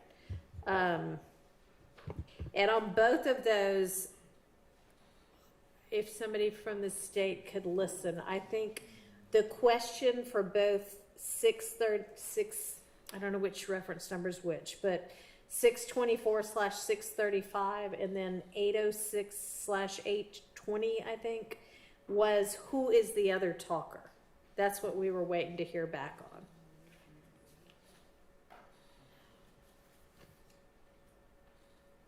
But yes, that matches up with what I've got as well, Mr. Harvey. All right, so if you're ready on the 513, 523 one, we can do that one.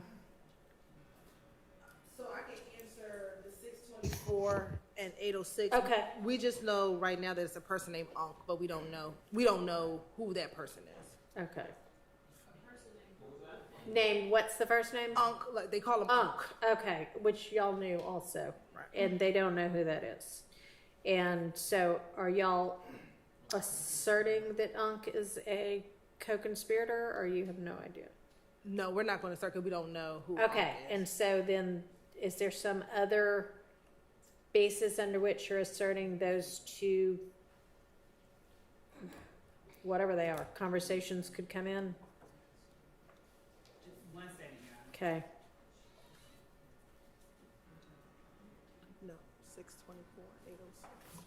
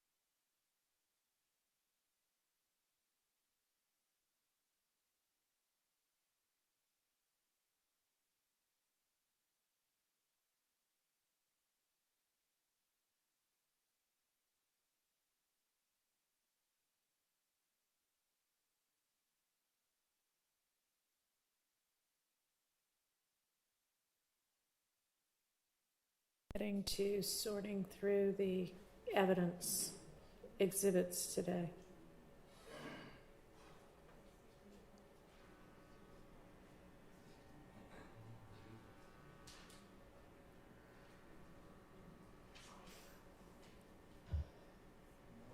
And also, Judge, while the state is discussing Sure. among themselves, I think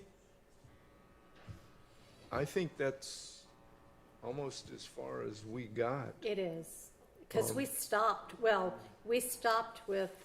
I mean, we got much further, but we stopped with, the one that is 2119, that Right, is that's- that nested hearsay. Yes, that's what I mean. Yeah. And then there's a page That's and as far as we there's a got. page and a half. I know, Okay, after that. yes, that's, Yeah, no, there are many, many pages after that.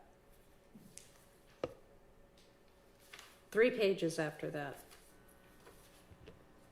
Judge, forgive me for missing the portions of the conversation that Mr. Harvey was just having. I was looking with my colleagues at number 624 and 806. Are we correct that those are the two that the court is now inquiring about? Ye- As to, yes, Unc, 513 and no, 513. we're not, we're gonna come back to Okay, that one. all right, sorry. Okay. That's- So, Go ahead, sorry. So, Your Honor, in advising the person that he calls Unc about the search warrant at Waters Road and Ms. V being on him, one, and I'm not yet through in saying this, but one, the familiarity of the person to whom Mr. Garlington is speaking with Ms. V, and without further explanation as to what Ms. V being on him means, it becomes apparent that this is a person who is aware that at the time Investigator Vivarito is someone who has been, who's had Demekion Garlington on his radar. So Demekion Garlington obviously is talking to someone that he trusts. But the 806 call where Demekion Garlington is telling the call Unc that he said on the news they got 2 and 1 outstanding warrant. They just hadn't said my name. He just wanted to make sure he didn't know what was going on. You've made it back, okay. And the person advising him to keep it to your chest, and that Mr. Garlington is advising that person that he's trying to make as much as he can now. These words all lead us to conclude that this person, though we don't know his identity, he is a person on whom Demekion Garlington is relying, who he is getting support and advice from, as it relates specifically to the conspiracy, arguably in telling Mr. Garlington to keep these matters to his chest. This person that he's talking to knows all about Waters Road, knows what it's there for, knows that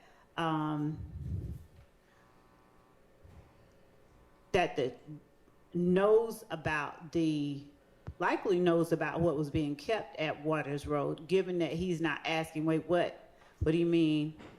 What about Waters Road? Who is Ms. V?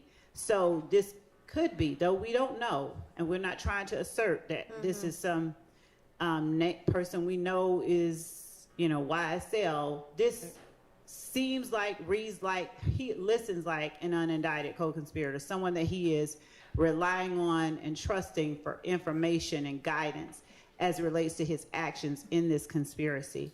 Those type of actions fall under what courts have deemed statements in furtherance of the conspiracy may consist of. Because of that, because of the type of information he's sharing and the feedback he's getting and the role that this person seems to serve in Mr. Garlington's life, these 2 statements, we'd argue, would fall up under the co-conspirator statement exception. All right.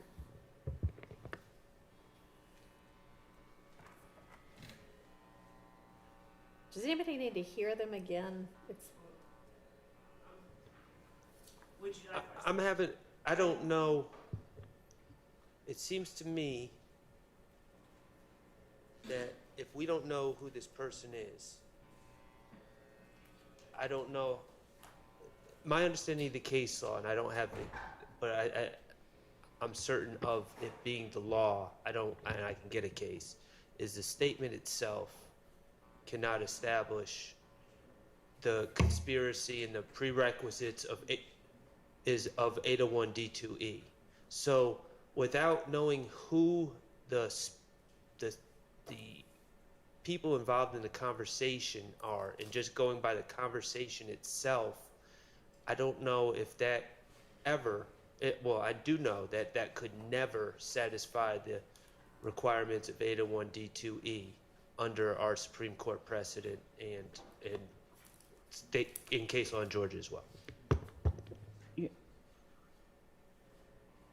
I What do you don't. have to say to that? I do not agree with that assessment at all.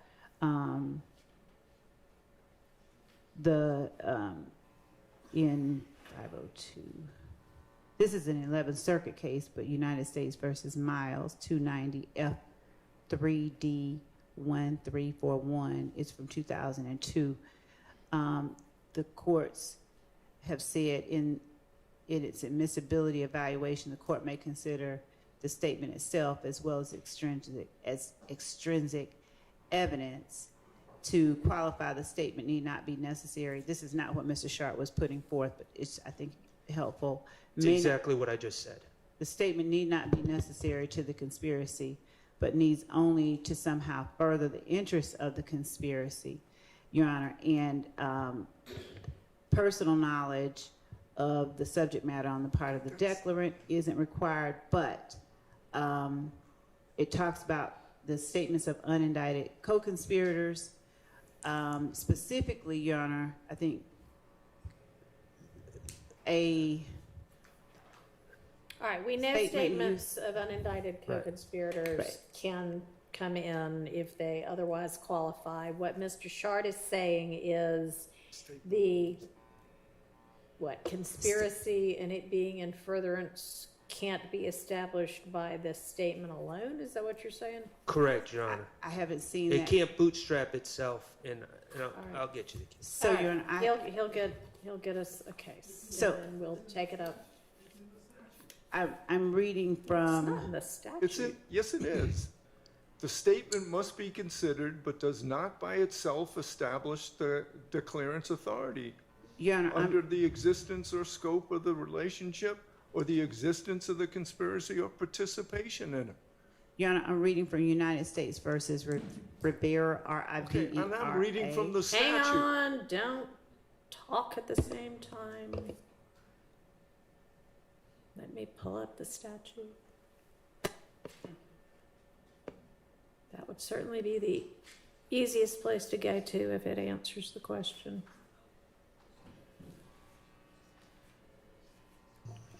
And I have cases, Your Honor, as All well. right.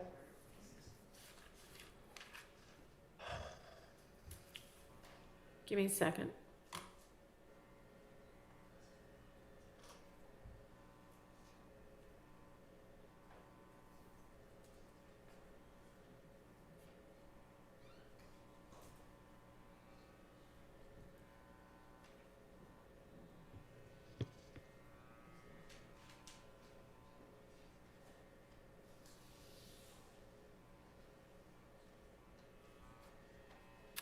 As the contents of the statement shall not alone be sufficient to establish the existence of the conspiracy and the participation therein of the declarant and the party against whom the statement is offered. And so, Your Honor, the state is not tendering the statement. We in no way suggest that the content of this statement alone establishes a conspiracy. The conspiracy, we'd argue, has been shown by evidence that we've already presented at trial and more evidence that we will be presenting later on. What the content of the statement does show is that the unknown party to whom Mr. Garlington is speaking about about things that the conspiracy inherently kind of involves, i.e. Waters Road, Miss V looking for him, the outstanding warrants, all of those things that sort of the conspiracy encapsulate. When he does that, he is receiving, he's giving the statements and he is receiving assurance, and the statements made between the two are serving to maintain trust and cohesiveness among them, or inform of the current status of the conspiracy, which furthers the ends of the conspiracy, so long as the other requirements of 801D2E are met. And that's coming from a First Circuit 2012 case, United States versus Rivera, RIVERA-DONATE,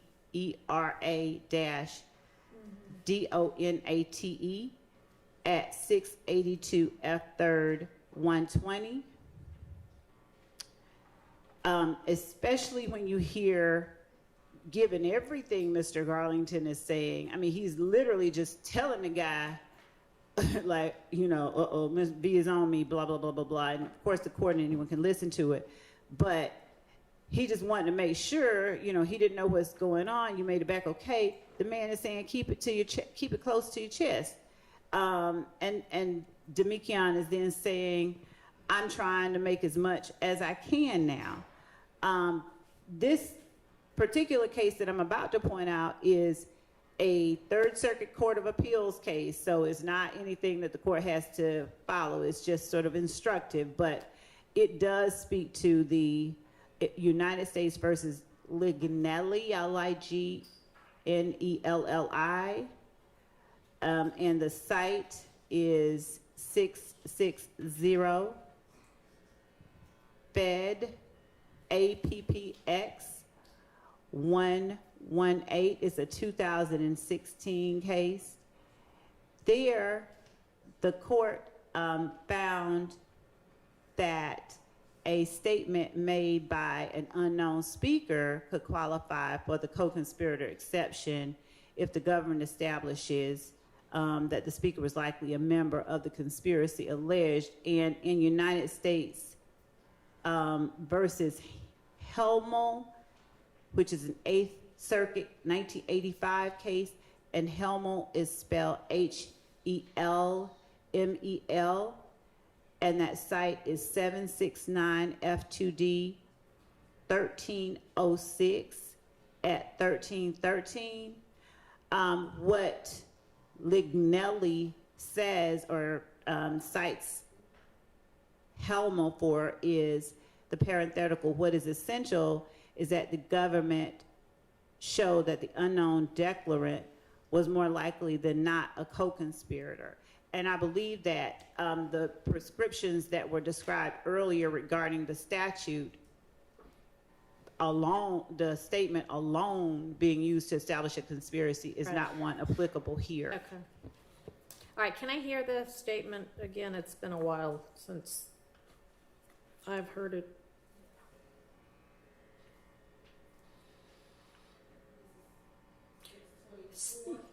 Yeah.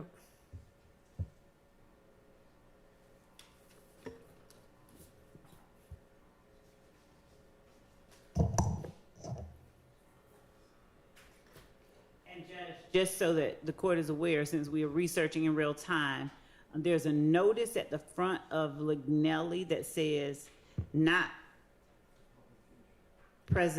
presidential opinion under Third Circuit Internal Operating Procedure Rule 5.7. Such opinions are not regarded as precedents which bind the court. I want to make the court aware of that notice. Thank you. Hang on just a second. October.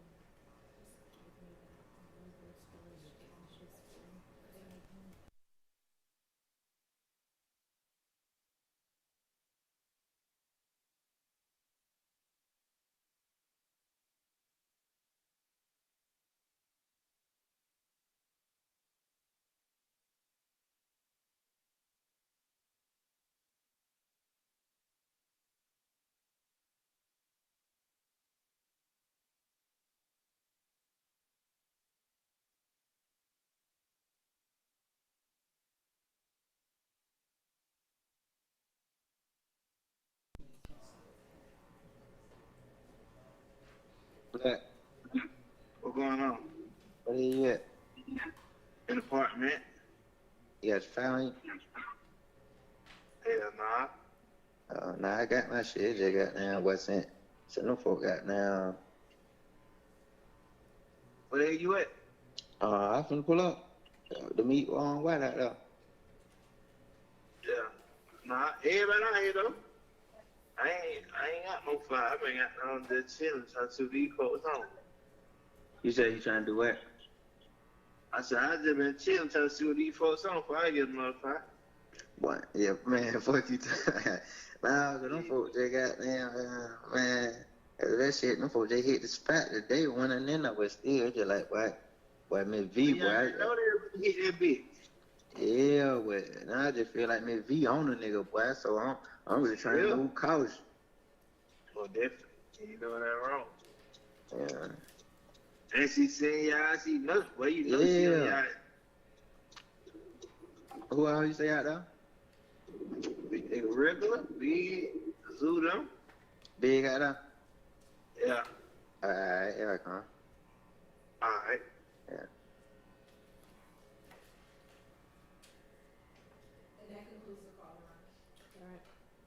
Your Honor, I'd also point out a thing I left out. The UNC person to whom he's speaking is also advising Mr. Garlington, giving him more information about the circumstances out there that Mr. Garlington was describing at Waters Road, where he's talking about who all else is still out there. So that adds to our argument as well. All right. Let me hear the next one, if you don't mind.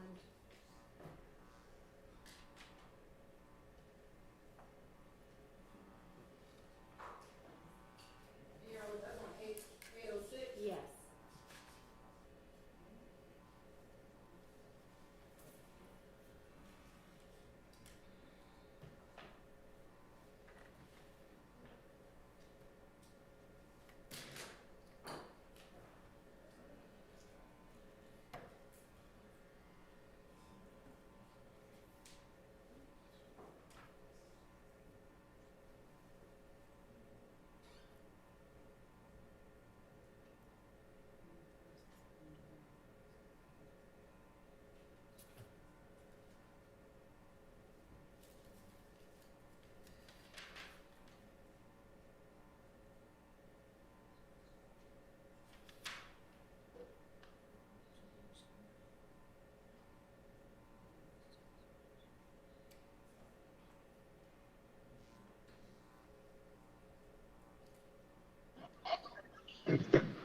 Hello?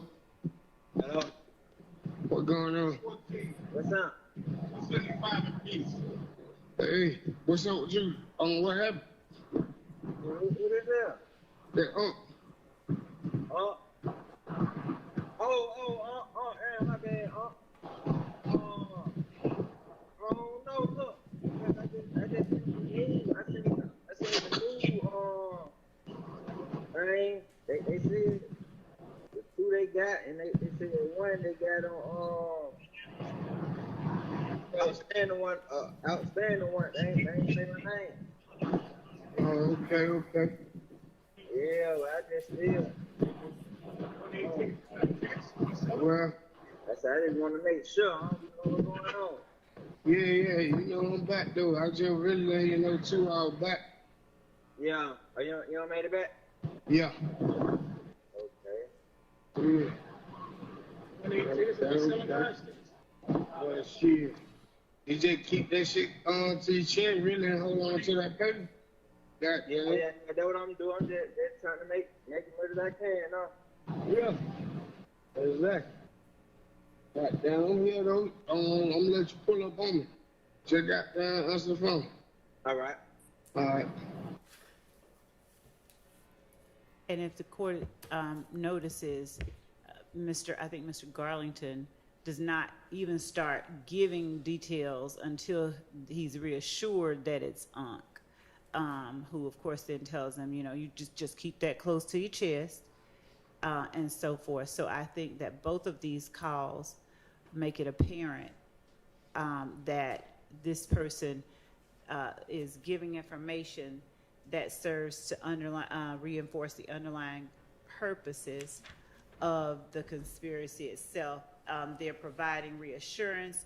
They're informing of what's going on, that is putting members of YSL in peril. Ms. V out there looking for Mr. Garlington. He knows who she is. So we believe that these all form to tell the court these are statements of co-conspirators that should be admitted. Okay. And yes. I'll hear any defense argument.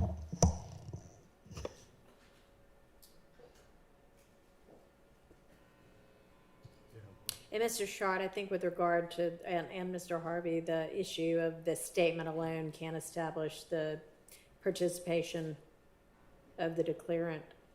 I think with regard to Garlington, there's certainly more. And are y'all offering like both sides of the conversation? In order that they understand what's going on, yes, both sides are being offered of the conversation. The most important part, we feel, is what Mr. Garlington is saying. His words are more pertinent because they're reflecting a knowledge of something that just took place that's very important and close in time to acts that are alleged via overt acts or counts on this indictment. So Mr. Garlington's words are the most important ones, but the other ones are needed for context. Can I just respond very briefly to this? It's still just the statement itself. And every court, the United States Supreme Court and our Supreme Court, have specifically said in determining the existence of the admissibility of a co-conspirator statement, the trial court may consider both the co-conspirator statements and independent external evidence, although the co-conspirator statement alone does not suffice. That's specific language from Dublin versus the state at 302 Georgia 60, pinpoint site 63. But that's the rule, and that's the intent of the rule in the code. I have heard nothing but argument about the statement itself, but no external evidence other than the statement itself. And that is simply not enough with an unidentified party. Right. Period. Yeah, so I think with regard to whomever Unc is, that it does sound like all you're relying on to establish that Unc is a co-conspirator, and therefore the jury can consider what Unc is saying is what he's saying and what he seems to know that's based in the statement itself. So I think that if this comes in, if these two come in, there needs to be an instruction that, you know, it's only Garlington's statements that you can consider. In his, hang on, I'm sorry.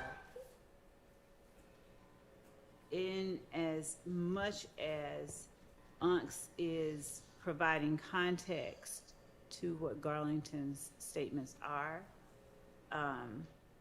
one moment, Your Honor, I'm reading a statute. If the court would indulge me, I apologize.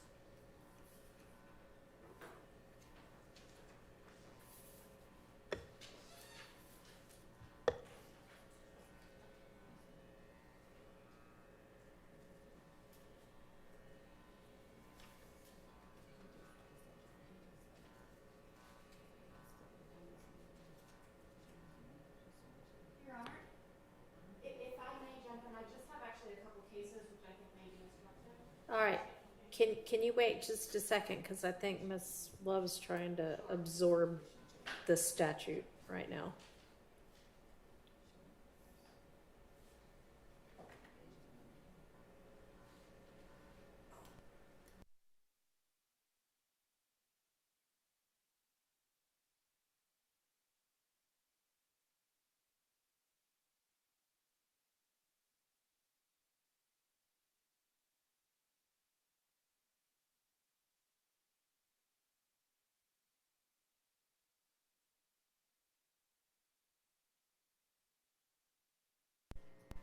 Almost, Judge. I apologize.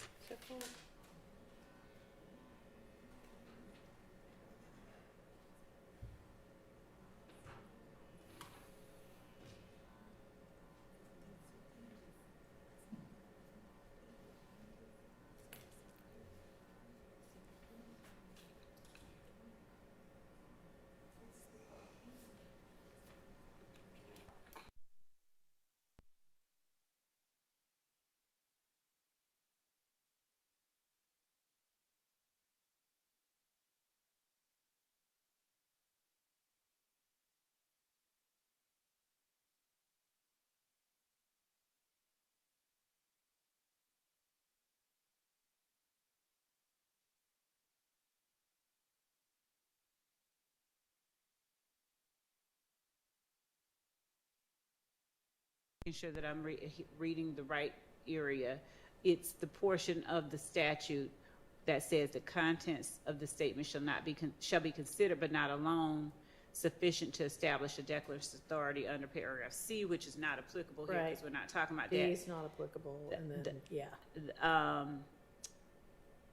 Or the existence of the conspiracy and the participation therein of the declarant and the party against whom the statement is offered under subparagraph E. Right. So if I'm reading this last portion that Mr. Harvey references, we're not trying to establish both The existence of the conspiracy, right. Right. That part's not the issue.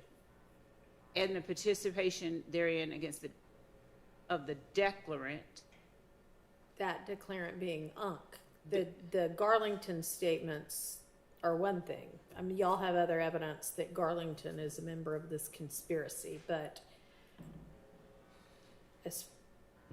you don't appear to have others for Unc.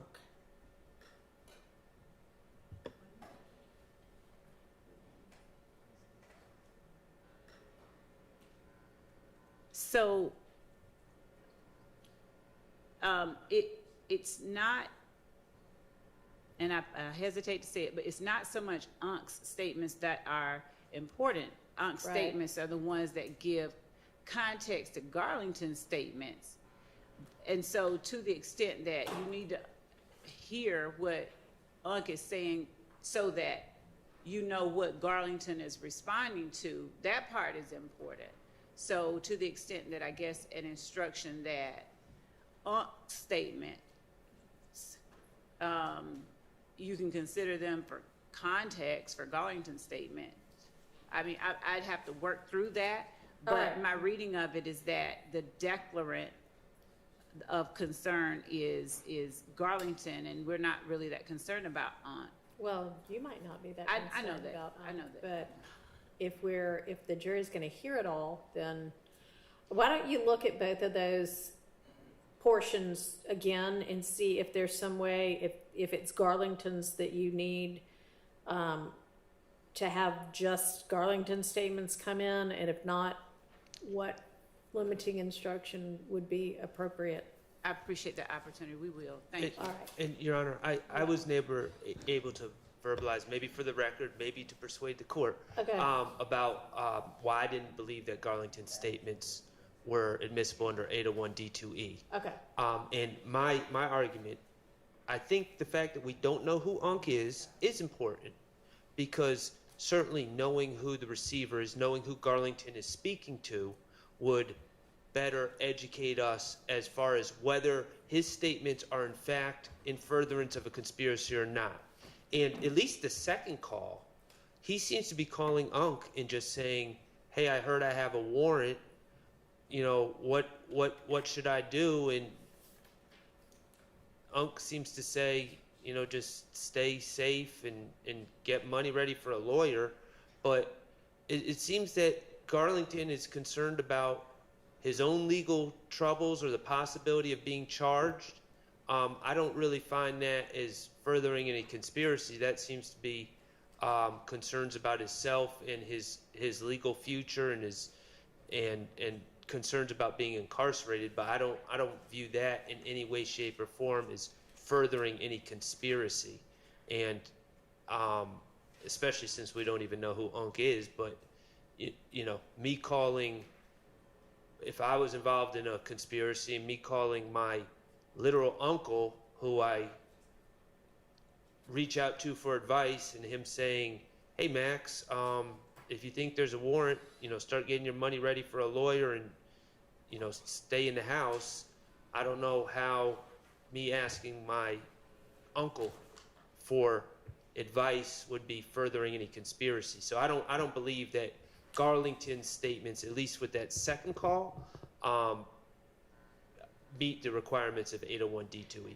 Your Honor, I think that Mr. Sharp's analysis leaves out, if I'm mistaken, forgive me, and he can correct me. I think it leaves out Aunt telling him what's going on at Waters Road, like who else is still out there in that second call. So he's informing him of circumstances that still exist that put members of YSL who incidentally were hiding in and then ran from and apparently took contraband from. And this is our assertion that we believe the evidence will show, so I'm not trying to put something in front of the court that, you know, is just my word is bond.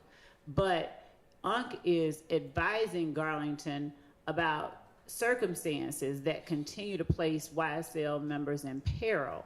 And Unc obviously has knowledge of what this conspiracy is. He's not asking any kind of questions. And, So, and then well- Garlington's responding, he's wanting to make sure what's going on and is Right. told to keep it to your chest. And frankly, he doesn't need to be talking to a co-conspirator. I agree. Okay. I And agree, but I still think knowledge of who he's speaking to, would certainly, Right. sure, and further elucidate things for us, but it's not necessary for the admissibility of this statement.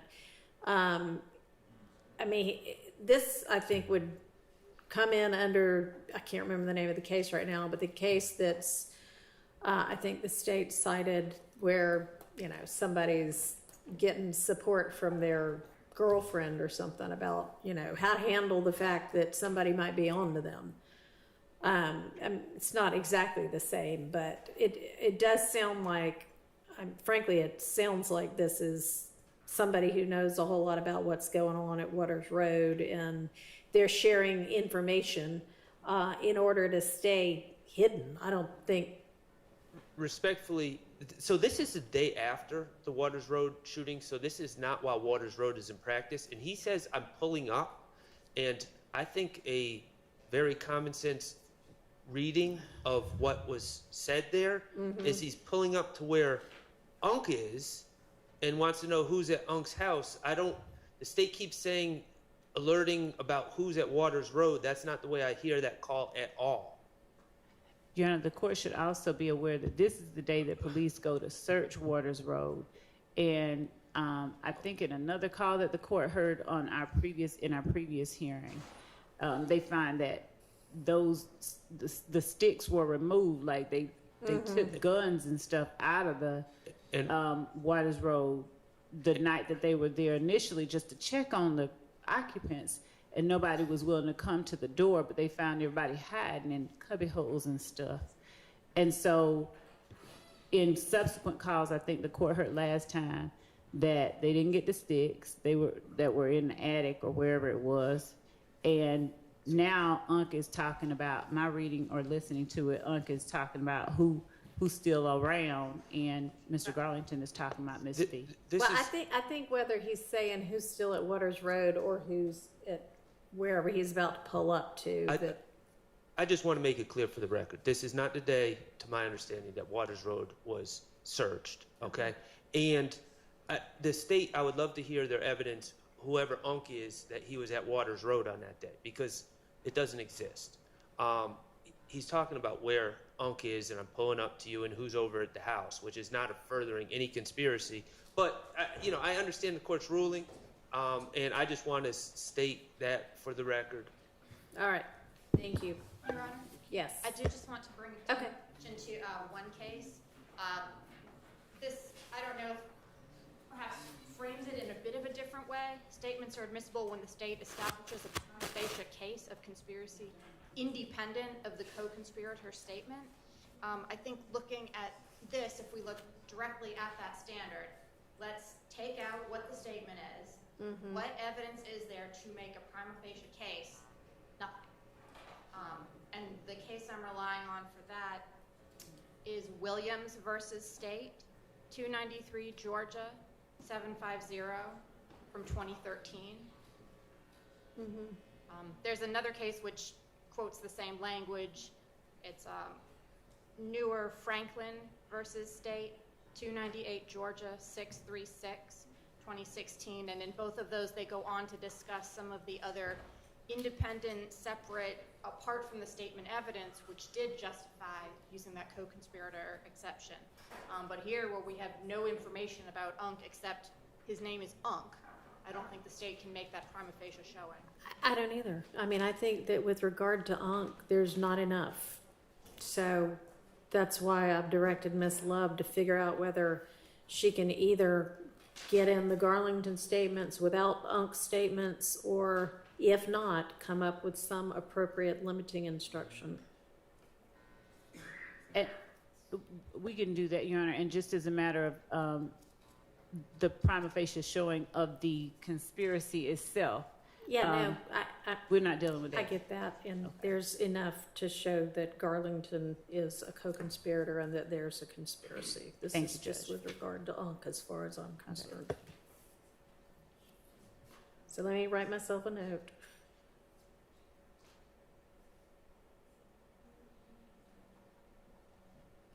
And then we'll circle back to the 513, 523 one.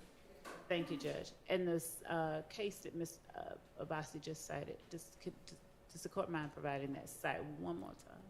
Franklin or Williams, or both? Both, please, if the court doesn't mind. Franklin versus State. Franklin versus State, 298 Georgia, 636 from 2016. And Williams, 293 Georgia, 750 from 2013.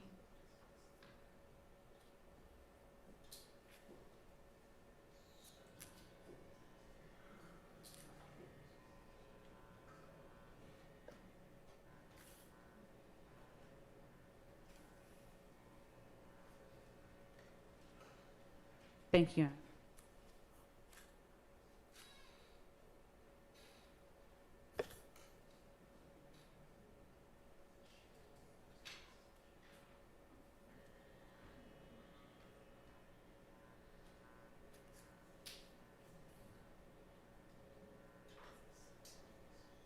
And I think that the court already has Kemp. I do, thank you. All right, let's go back to the 513, 523 or whatever it was, one.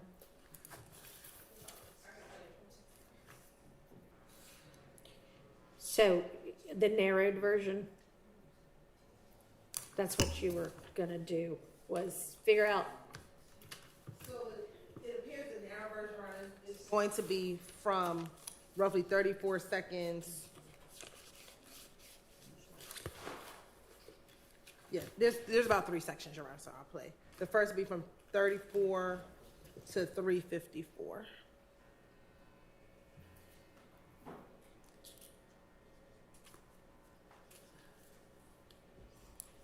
I don't need to hear the drug part again, we already rolled on that. I believe we're past the drug part. What Friday? Something free. Last night? Last night, boy. You know, I wasn't even gonna come out. Man, you like, goddamn, pull up. We were finna be on one. Goddamn. So y'all was in there? In there, boy, about 6, 7 deep. Tunk, just had them pulled out, boy. Damn, that's some food. I thought they already went over there and shot one other They side. did, but still, man, I'm on some everyday shit. They double Yeah. back. Oh, you talking about at Oh, next yes. right? Yeah. Oh, ain't nobody went next, right? Oh, nah, I heard it a couple days ago. Somebody they say they went over there. Oh, That one I ain't yeah, know. nah, What you yeah, said? nah. He said they just went over there last night. Yeah, well, we there, man. I'm like, yeah, man, before I wasn't even finna come over here, man. Yeah, you talking about? Yeah, I ain't even know nothing about that Yeah, shit. then look, we like to hear, we think, we like, all right, they gonna come back through. Man, we think they gonna come back through so we can hit that motherfucker up, man. 12 pull up, man. Hey, what? In the house? Yeah, I'm like, the hell. We hit them folk, like, cause we got our lights out. Them folk, like, we gonna have to come in. We gonna have to come in and goddamn, make sure ain't nobody dead, man. Hit the back door like that, boy, I'm on parole, man, all this shit in here, man. Hey, you talking about? Hey. Y'all have to come in. Yeah, no, we just heard them talk to the other officer, like, yeah, we can go in, make sure ain't nobody. Man, it be them up under the house. Goddamn, man, but 4 of us in the house, they keep saying, man, you don't go out. I'm like, man, I got me fucked up, man. You took out right? No, I hit the back door. Them folks it was on both sides, and I was just like, I seen them on one side, cause I was just finna sit in the car, in the yard. Yeah. But I seen them looking at the cars over there, go through the other way. They know they was over there. I felt like, hey, come here. I'm like, hey, man, I just heard some gunshot. Yeah, you I'm like, say? hey, I just heard a gunshot, man. Okay. Yeah, that's like where you coming from, like the woods. I'm dry here. It pouring down rain. No folks like, man, you ain't wet at all, man. I'm like, man, I'm telling, man. I was in the woods. I don't know how I ain't wet. I was in the woods.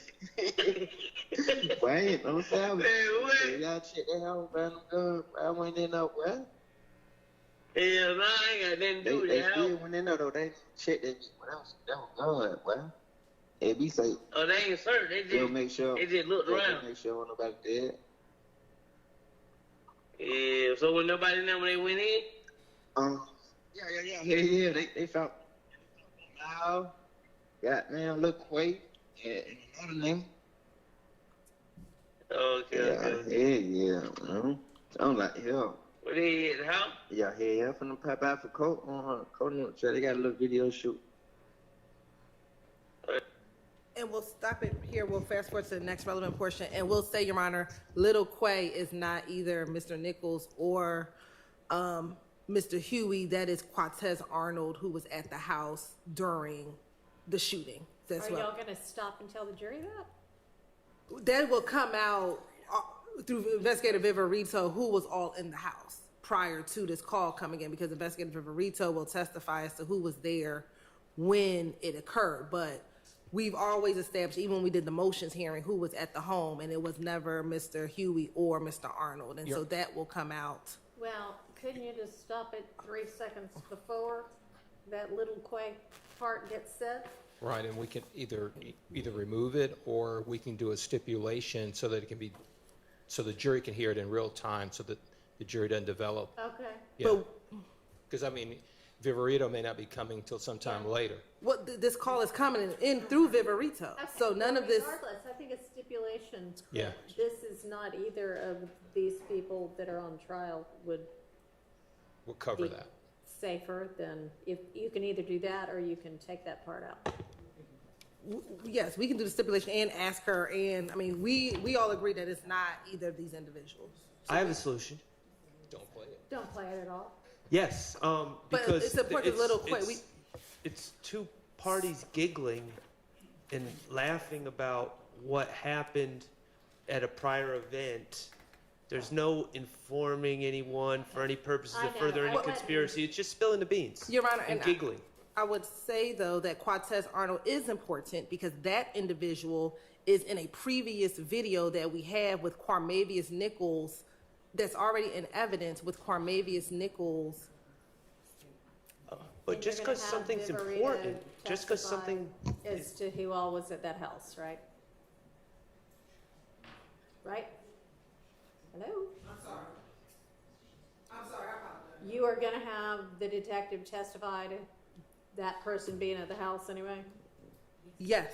I mean, I didn't hear anything in this portion of the conversation that does sound like anything other than, man, can you believe what happened? So this portion is out. Yes? So it'll be out, Judge? as I opposed- know, I hadn't listened to that other portion yet. No, I mean, she was on the cusp of addressing Mr. Sharp's concerns and was wanting to make sure the court knew who was in the house, but she had another argument she wanted to make. Did explain. Thank you, Your Honor. Yes, Your Honor. So when you hear this portion of the call, Your Honor, they are boasting and bragging about what happened in that home, the fact that they were hiding from the police, or he was hiding from the police with the other members in the house. We believe that was stated to obtain confidence between co-conspirators. We do believe that this person is the Waskin Wright, who I mentioned earlier, Your Honor. Nonetheless, it's out. Let me listen to the next part.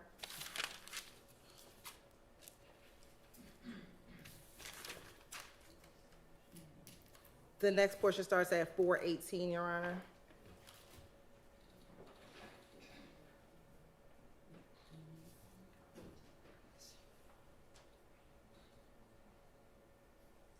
Start a little bit earlier.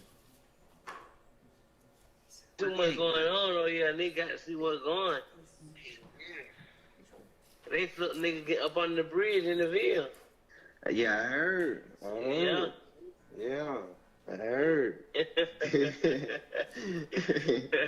Where the hell you at? I'm right here. So, Your Honor, that's when they say they flipped Right. under the bridge under burden. We believe that they are referencing and laughing about Shamel Drinks because he just got killed under the bridge, which would be the I-20 bridge in Mechanicsville 2 days before this phone call. Okay, and you had said before that you had some non-hearsay purpose for it, that wasn't even hearsay, that you, I mean, I don't know what it was, but you said that there was some non-hearsay purpose to introduce that, so that it didn't need to come in under an exception. I don't know, I wrote it down, I don't know what it was.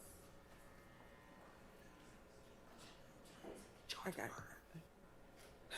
Your Honor, we believe that the fact that they are speaking in code and laughing about this particular murder when they say, I heard someone flip the car in Mechanicsville, and then there's like a pause, and then they both laugh. Given that this is again 2 days after the murder of Mr. Drinks, and we believe that Mr. Garlington was a part of that homicide. The fact that they are laughing about that particular instance at that time is a non-hearsay purpose of why this portion of the call will come in.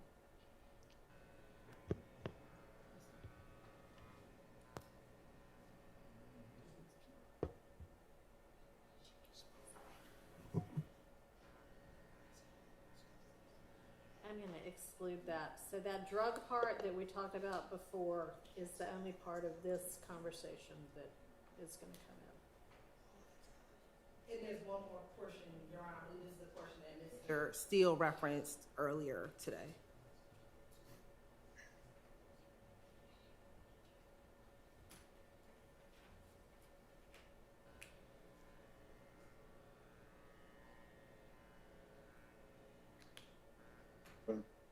Oh yeah, they were like, they said his mama like, well, she don't want him to come. Yeah, they said she don't even want him to call. Yeah, I already told them folks, but folks' family gonna be talking crazy anyway. Like they gonna be like, we don't want no money, nothing. Like they gonna be tripping. Yeah, you know how. That's just how that shit be, yeah. Yeah. I'm like, damn. That's why I know he just like, man, he just respect it. He just know how that shit is. Yeah. Yeah. I never seen what the hell you had going on. I just, you know. I'm pull up on you like tonight or tomorrow or something. And Your Honor, that portion is Mr. Wright and Mr. Garlington speaking of the murder or the funeral of Christian McMiller, and it's Christian McMiller's funeral, and that Mr. McMiller's mother did not want Mr. Williams to be present at the funeral. We do think that that is relevant, given that we believe that Mr. McMiller, Mr. Ford's murder was a direct result of Mr. Bennett being stabbed in the jail, and we do believe that the evidence, we believe, will show that the stabbing at the jail was done at the permission of Mr. Williams, so it was a trickle-down effect. So we believe that Mr. Jaden Myrick, who actually stabbed Mr. Bennett, asked for permission through Demekion Garlington to Mr. Williams to get permission to do that stabbing. That stabbing occurred once that stabbing occurred at the jail, and that information was released to the public early in March, on March 2nd or March 3rd. Only about 7 days later was Mr. Ford and Mr.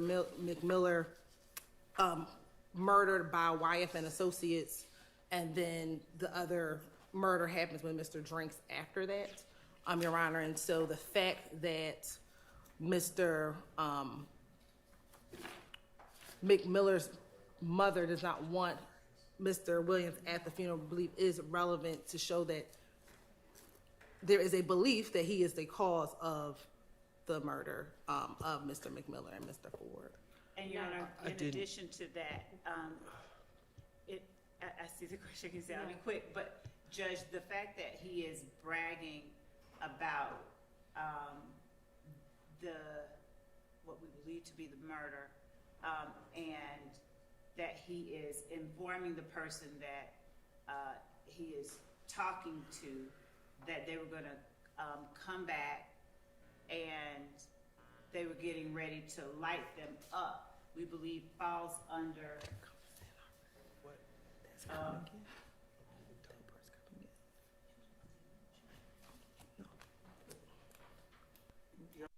that in that clip.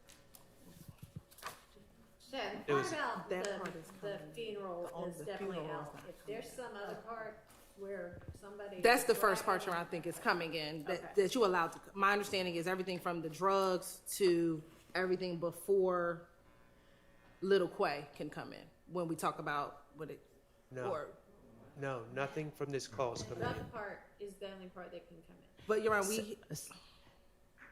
Yes. but there's portions of that first part where they discussed that they were going to get ready to shoot back at them, shoot back at the opposition when they were going to come through.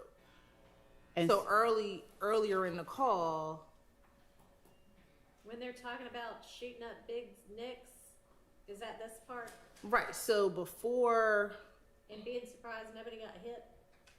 right, but Demekion says we were getting ready to shoot back at them, but we thought it ended up being the police and not the opposition coming. And so I think that that's important, that they were willing to shoot back at them if they came back through and, location. and to augment that, Your Honor, just to add a little to what Ms. Hilton just said, them boasting and bragging to one another, we would argue our statements used to obtain confidence between co-conspirators, and it is serving to up and maintain trust and cohesiveness among them, and to inform them of the current status of the conspiracy, and in doing so furthers the ends of the conspiracy, as Okay. Ms. Hilton. Thank you. I Thank you. understand the argument. I appreciate y'all perfecting your arguments for the record. My ruling stands. So the drug part can come in, and that's the only part from that wiretap. Now, I have a note that the one above that, 502 or 512, there's a reference to a quay in that one also. And there was a question whether there needed to be a 105 instruction, or there could be a stipulation that as to who that was about, if y'all know it wasn't, you know. In Your Honor, I'll just add to that, my notes indicate that the reference to Quay is that he's locked up in that call. Okay. So that made it So does that especially concerning.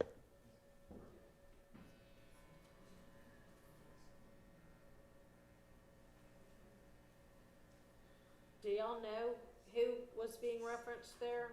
Probably.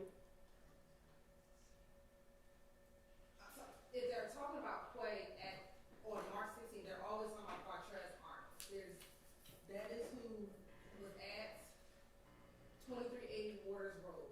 There were outside of Mr. Garlington, Mr. Stillwell, and Mr. Farley was Quatez Arnold, a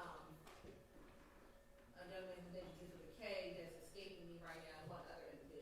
So every time at Waters Road on March 16th, they're only talking about Quatez Arnold. All right, and so y'all are gonna enter a stipulation that says it's not either of these defendants? We can't. Okay. So, are we forcing a stipulation, or are we? I mean, if it's a stipulate, I mean, would you rather it be that? Well, I'd rather that it not.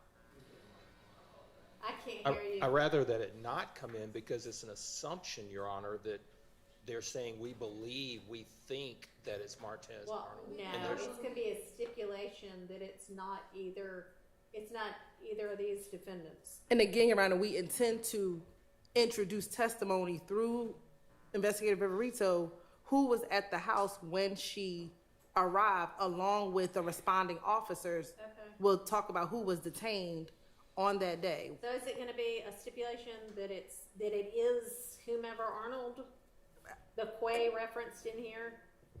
Yes, that is Quatez So- Arnold. Yes, we okay. will stipulate that the Quatez Arnold, the Quay that they're talking about is Quatez Arnold. Okay. So there's another Quay that's being referenced. Fair enough. Thank you. Okay, so that takes care of that as well. Make sure y'all get that stipulation together before that gets played. All right, let's get this nested hearsay issue taken care of before we break for the day.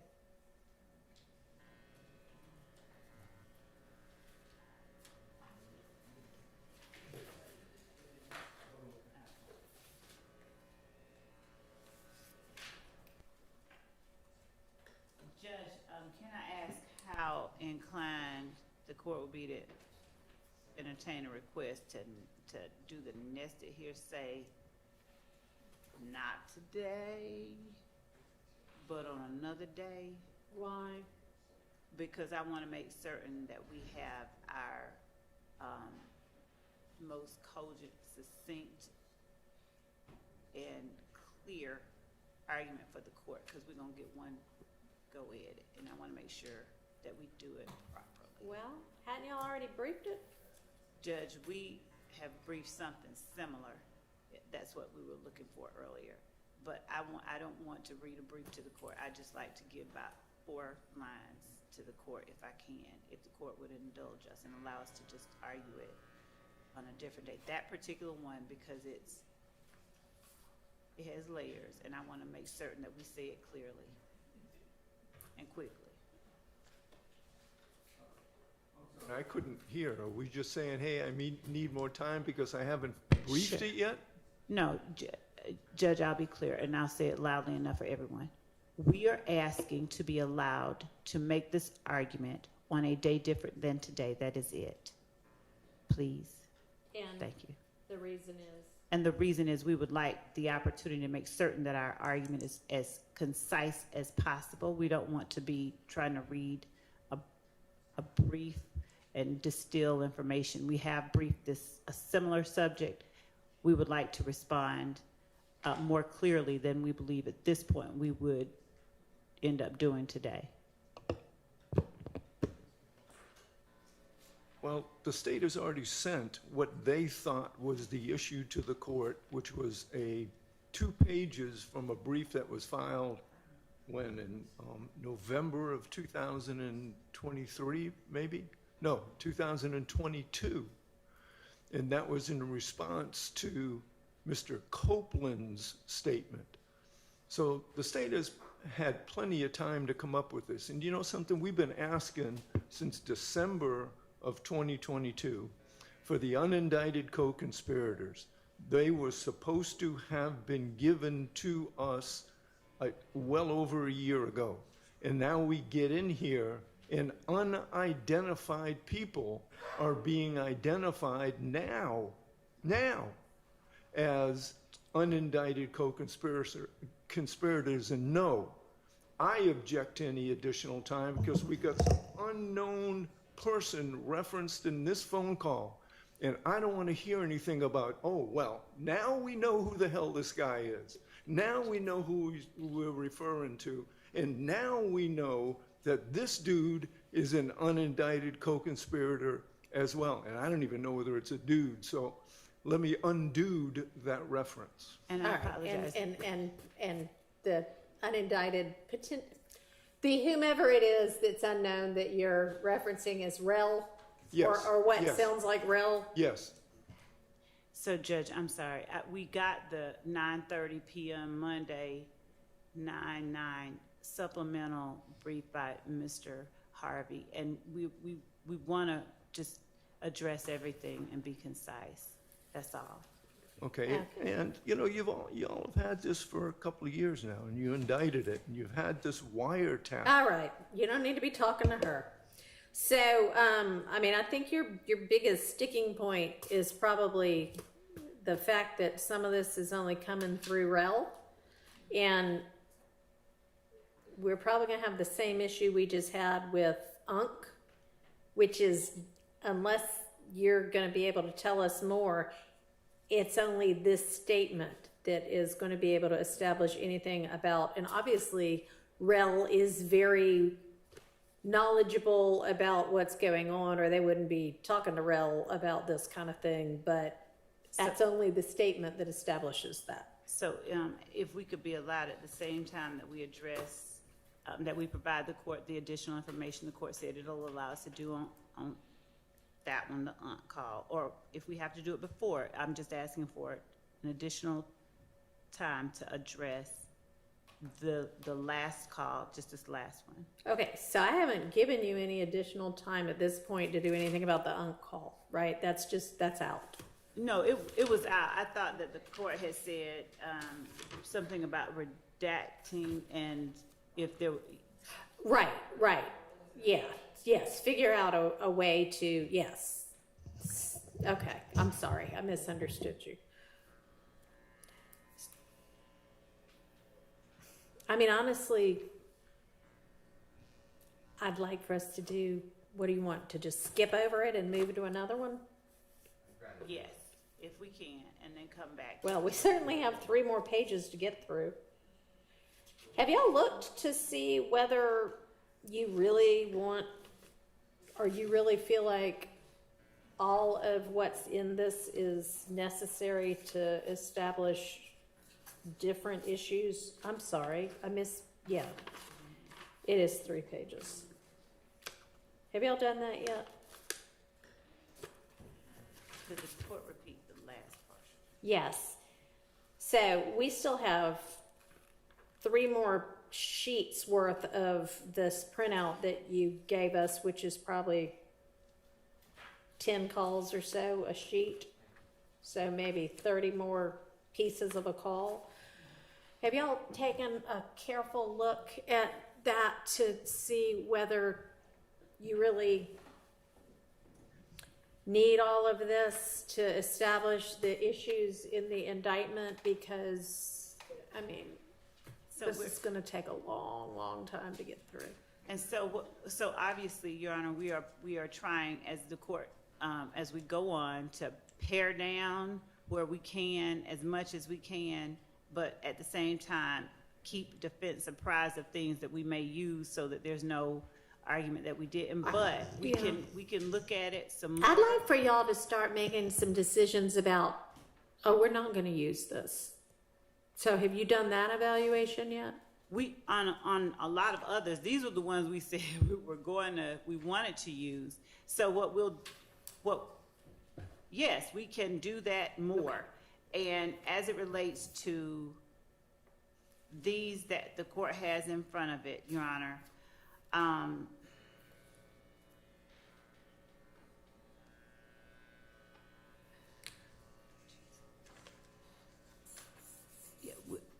we'll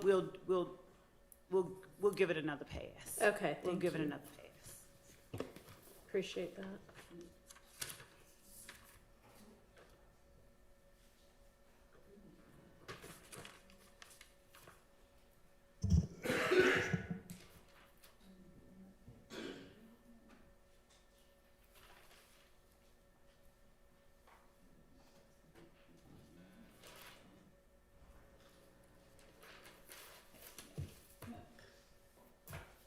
Does the court have another day because, that we can just, or do you Have just want us another to send the non-jury one day? to us? Oh.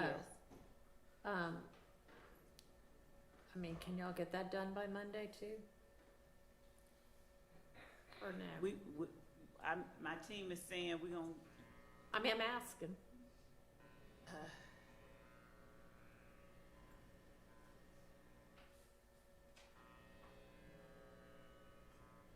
if we could have a couple more days, but if we have to, we will. That's, We'll- I mean, get it, we're not gonna be able to discuss it next week anyway.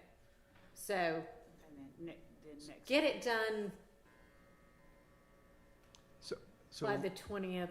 Thank you, so we're not arguing today? thank you. I don't know whether we're going to. I The don't know. 20th We're is not gonna argue the other ones, but, We don't- there's The other 20th stuff we we can do. appreciate.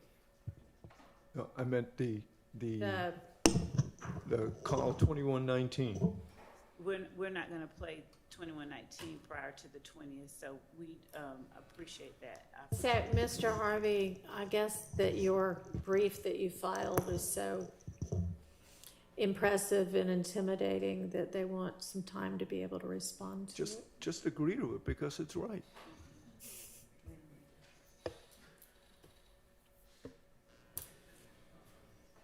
So, have y'all gotten together yet on, Mr. Steele made us all a nice chart of where he thinks the evidence, status of the various exhibits is. Have y'all been able to look at it and see where there is any kind of discrepancy in what y'all believe? We have been looking at that. We've not done that joint effort, but we've been comparing Mr. Steele's chart with what our chart and what Ms. Weaver's is. And where are y'all on that? We're checking with our team member that's doing in the office now.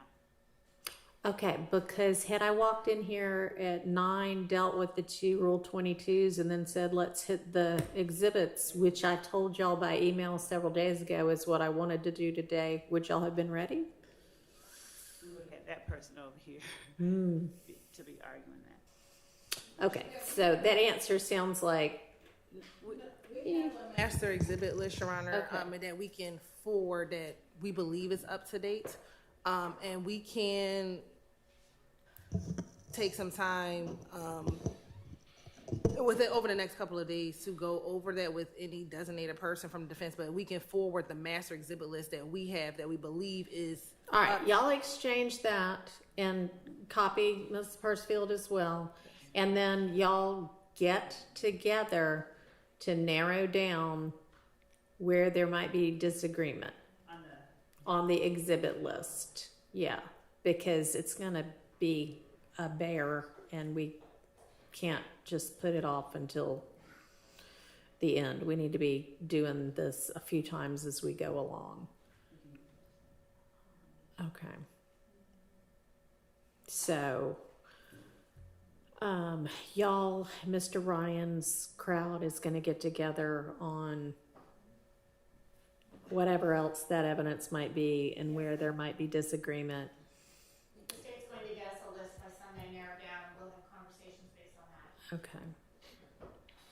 All right.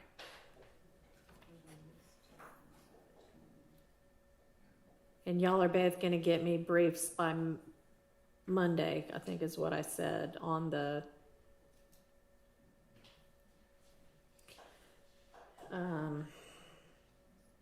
what was it? What did I tell y'all to brief me on?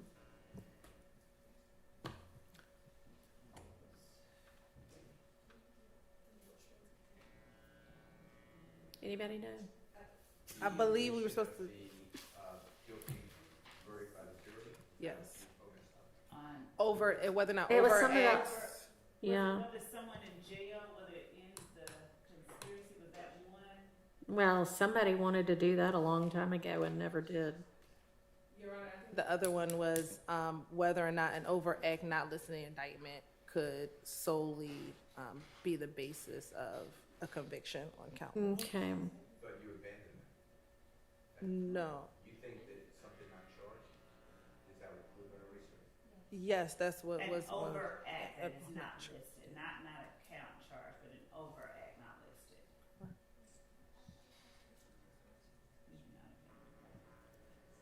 Did you provide any law? No, they haven't yet. That's what I would like for them to do.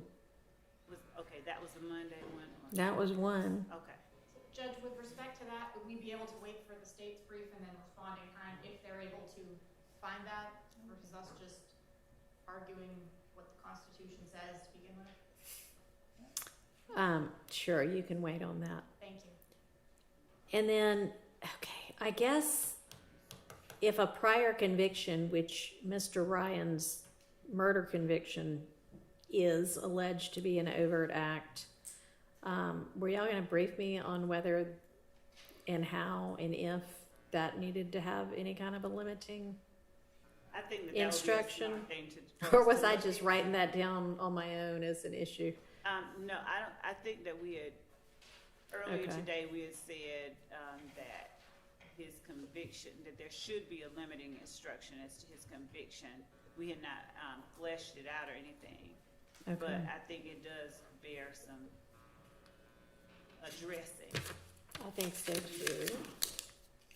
Your Honor, again, and I'll do whatever if you want to brief, but I can't imagine a limiting instruction to cure. You know, I'm on trial with Mr. Ryan, and to have this jury be told that another jury in Fulton County found Mr. Ryan guilty of murder, and that his overt act, because you're dancing, the court's going to tell the jury to do this dance because, okay, don't use the prior conviction against Mr. Williams or anyone else of the jury because it's hearsay.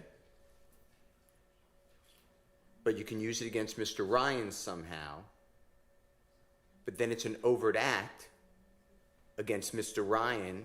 And if Mr. Williams and Mr. Ryan are a conspiracy, even though Mr. Williams is not part of that overt act, you can use that evidence against Mr. Ryan to find the overt act, and therefore Mr. Williams gets convicted on that piece of evidence. I don't mentally understand how you're going to cure that. The determination is going to be made separately as to each defendant, whether they participated in those.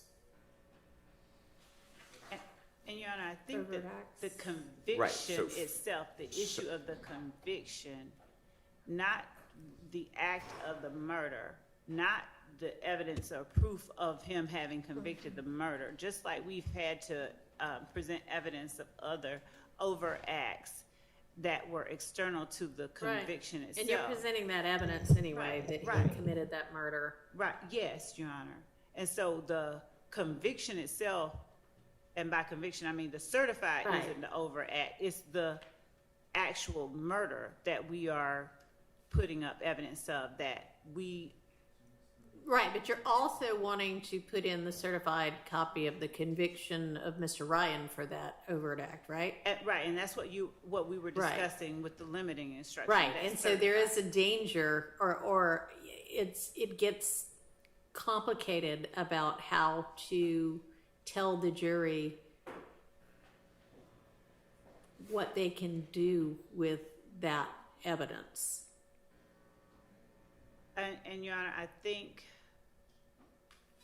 And I hadn't looked at the two, cases that you cited yet, the 14 F third 881 and the Toco 200 F third one. That was you, right? Yes, Your Honor, that was the state's cases. So maybe those will elucidate it somewhat. I don't know. Anyway, I just want to follow the court and aid the court if we can. So whatever I need to do to write, but I think that would be very prejudicial against. And that's the danger. Is it going to be? Is there a way to correctly limit it? So I think that I this need is- some right, some more. We something on that would be nice as well. yes, Your Honor. All right. And Your Honor, I think you asked for just some additional case law, not in brief form, possibly about prosecutorial need as far as force. Okay. Those were my notes, additional information. Yeah, I mean, if you wanted to provide that.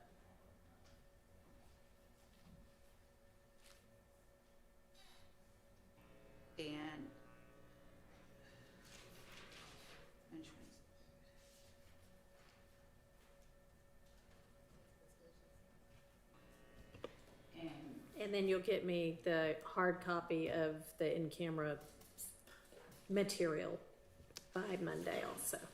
My Right, first right, thing the Monday. printouts, right.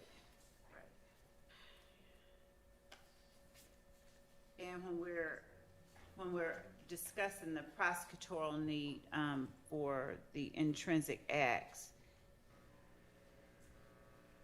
we're looking at it through the lens of, I mean, I don't need further evidence on that. oh, I mean, not evidence, further case law on prosecutorial need. If y'all want to come up with some, great. But yes, that is exactly what I did want further evidence on, was could y'all find something that more factually aligns with your situation? thank you.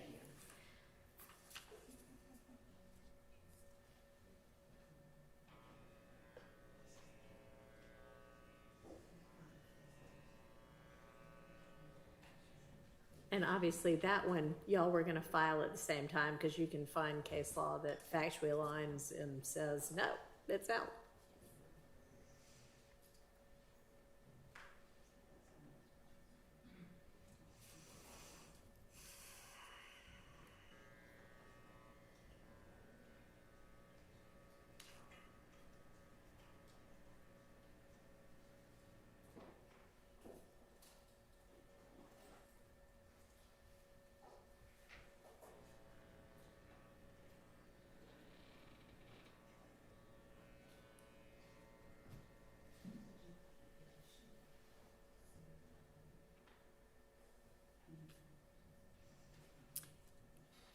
And just to flesh that out some more, and it being either admissible or inadmissible, because it either does or doesn't complete the story of the crime of the gangs or the crime of the RICO violations, or, you know, be the same kind of series of events as that.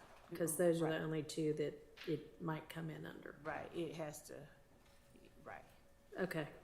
So just making sure that the cases that we bring to the court's attention addresses that. If, yes, ideally, that would be wonderful. All right. Anything else we can do in the next 15 to 30 minutes? Can I just get, I ask every day, I just want to know what files to bring. So, Tomorrow. in terms of witnesses? Yeah, if it didn't change, that's fine, but I know that So, the state said. I think y'all said Pitts, Latner, Turner, Bell, Hill, Jinks, and Thorpe. I may have that one wrong. Jinks, was it Jinks or Jenkins? Jenkins. Is that still the plan? Yes, for the upcoming 2 days. Couple of days, yeah, okay. And then we'll talk again on Friday about what'll come up next week. Thank you, Your Honor. All right. Anything else? Your Honor, if it matters to you, other people spoke with the sheriff, and we are going to. Okay, yeah, I didn't know where exactly y'all were going, but somewhere that gives y'all a little bit more room considering the number of people involved. Oh, right,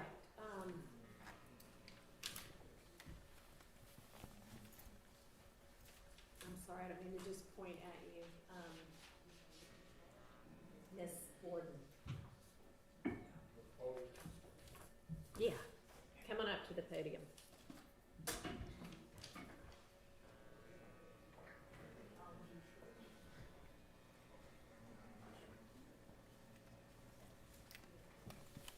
I want to say thank you, Your Honor, for allowing me to come back up again. Sure.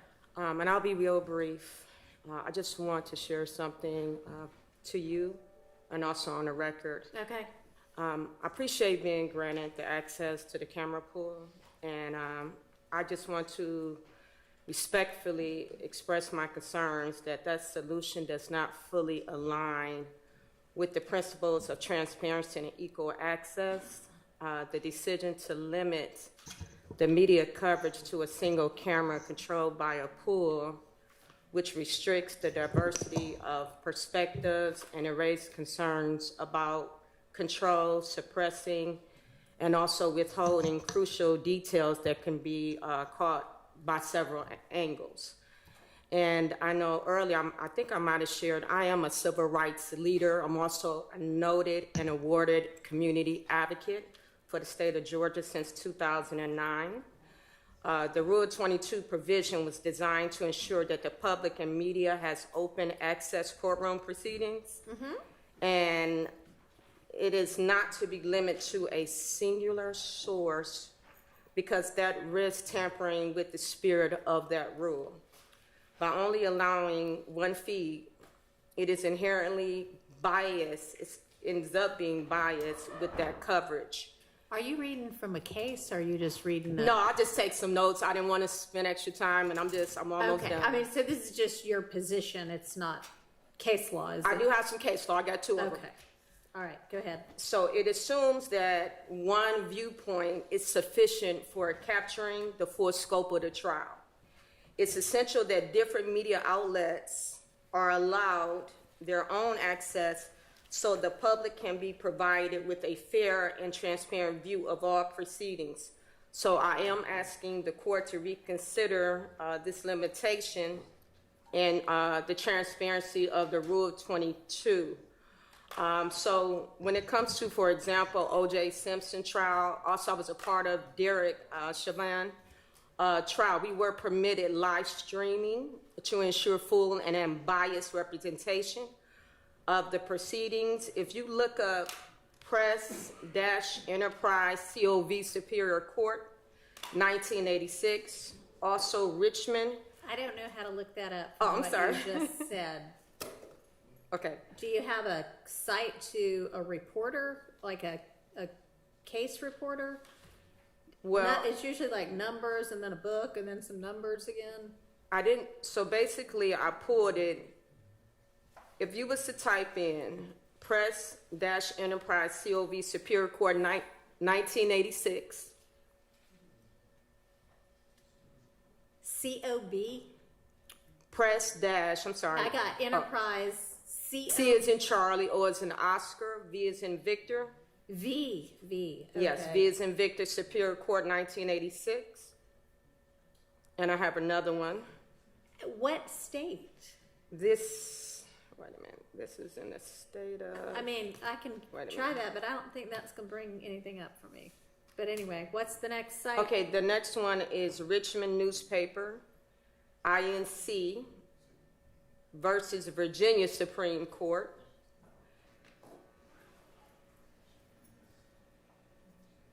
And I also want to share that the restriction of the live streaming serves a compelling enough interest to warrant limited media access to a single perspective. Again, when it comes to civil rights leaders, right now I don't see any other civil rights leaders here.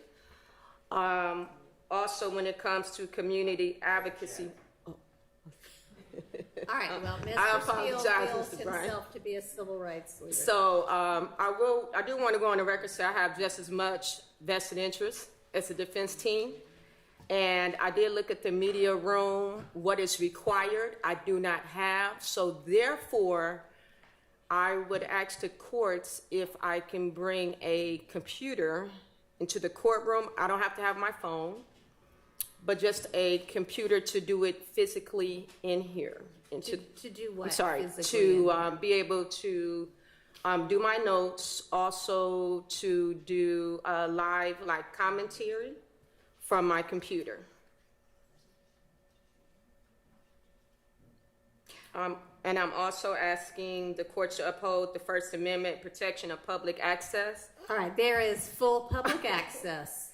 Anybody who wants to can watch this trial. It is being live streamed with a pooled media of at least 6 different news organizations.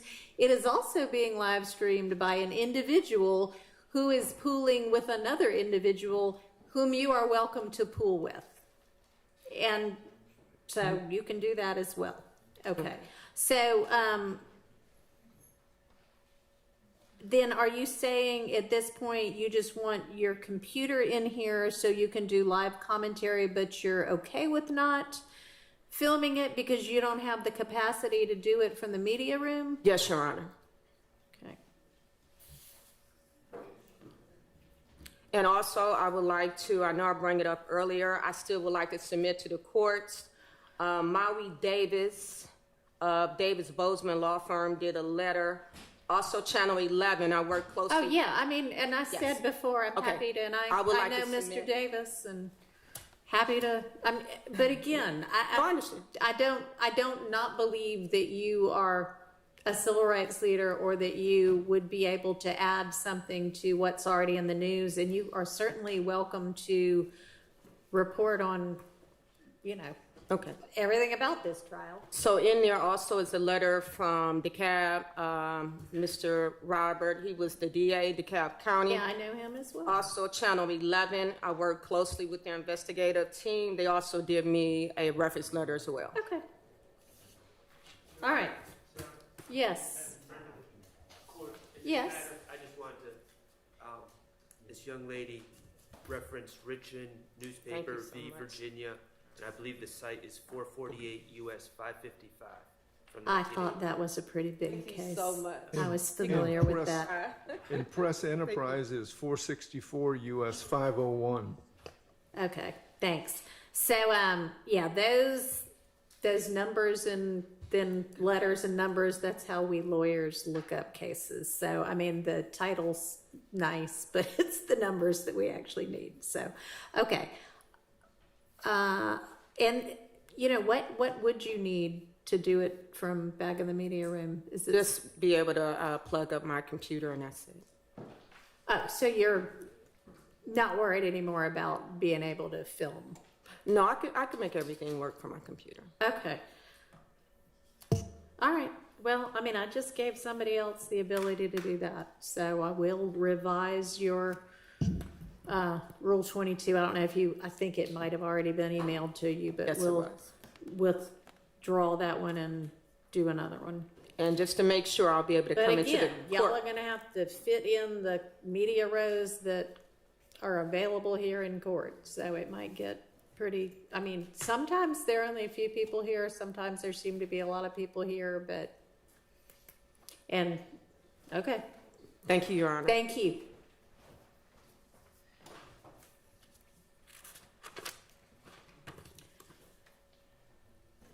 All right, anything else? Well, tomorrow is your next court date.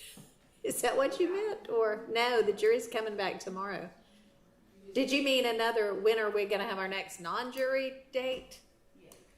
I don't really know.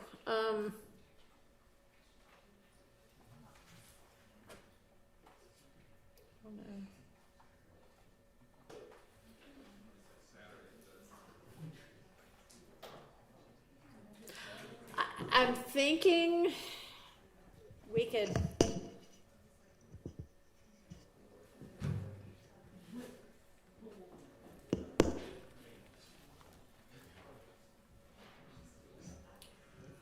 I don't know, possibly sometime the week of the 7th, later in the week.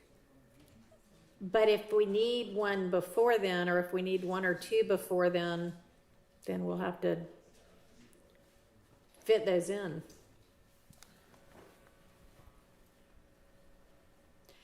I mean, I'm planning for us to have 2 full trial weeks for the, next 2 weeks of September, but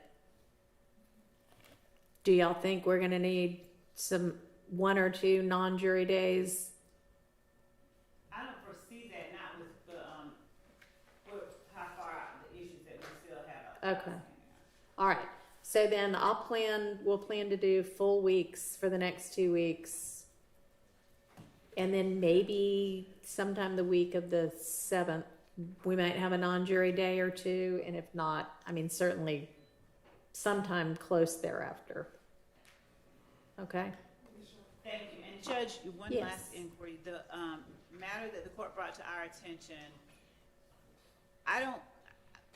from the sound of things regarding the request that we dealt with at the bench, No further? I don't know okay. what you, no, I don't know what you mean. I'm sorry, my memory just may not be as good as yours. I'm not It's, quite sure what you're referencing. may I approach with just any member of the defense so that I can, Yes. deal with it appropriately?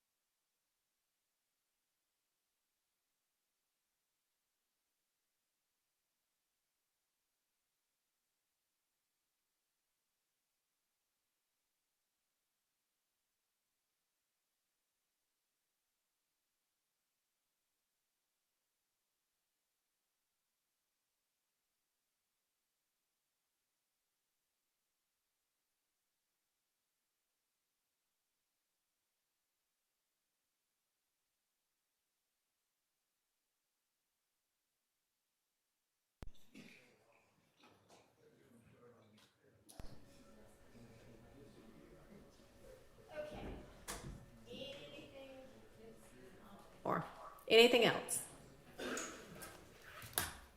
Before we break for the day? Nope, okay.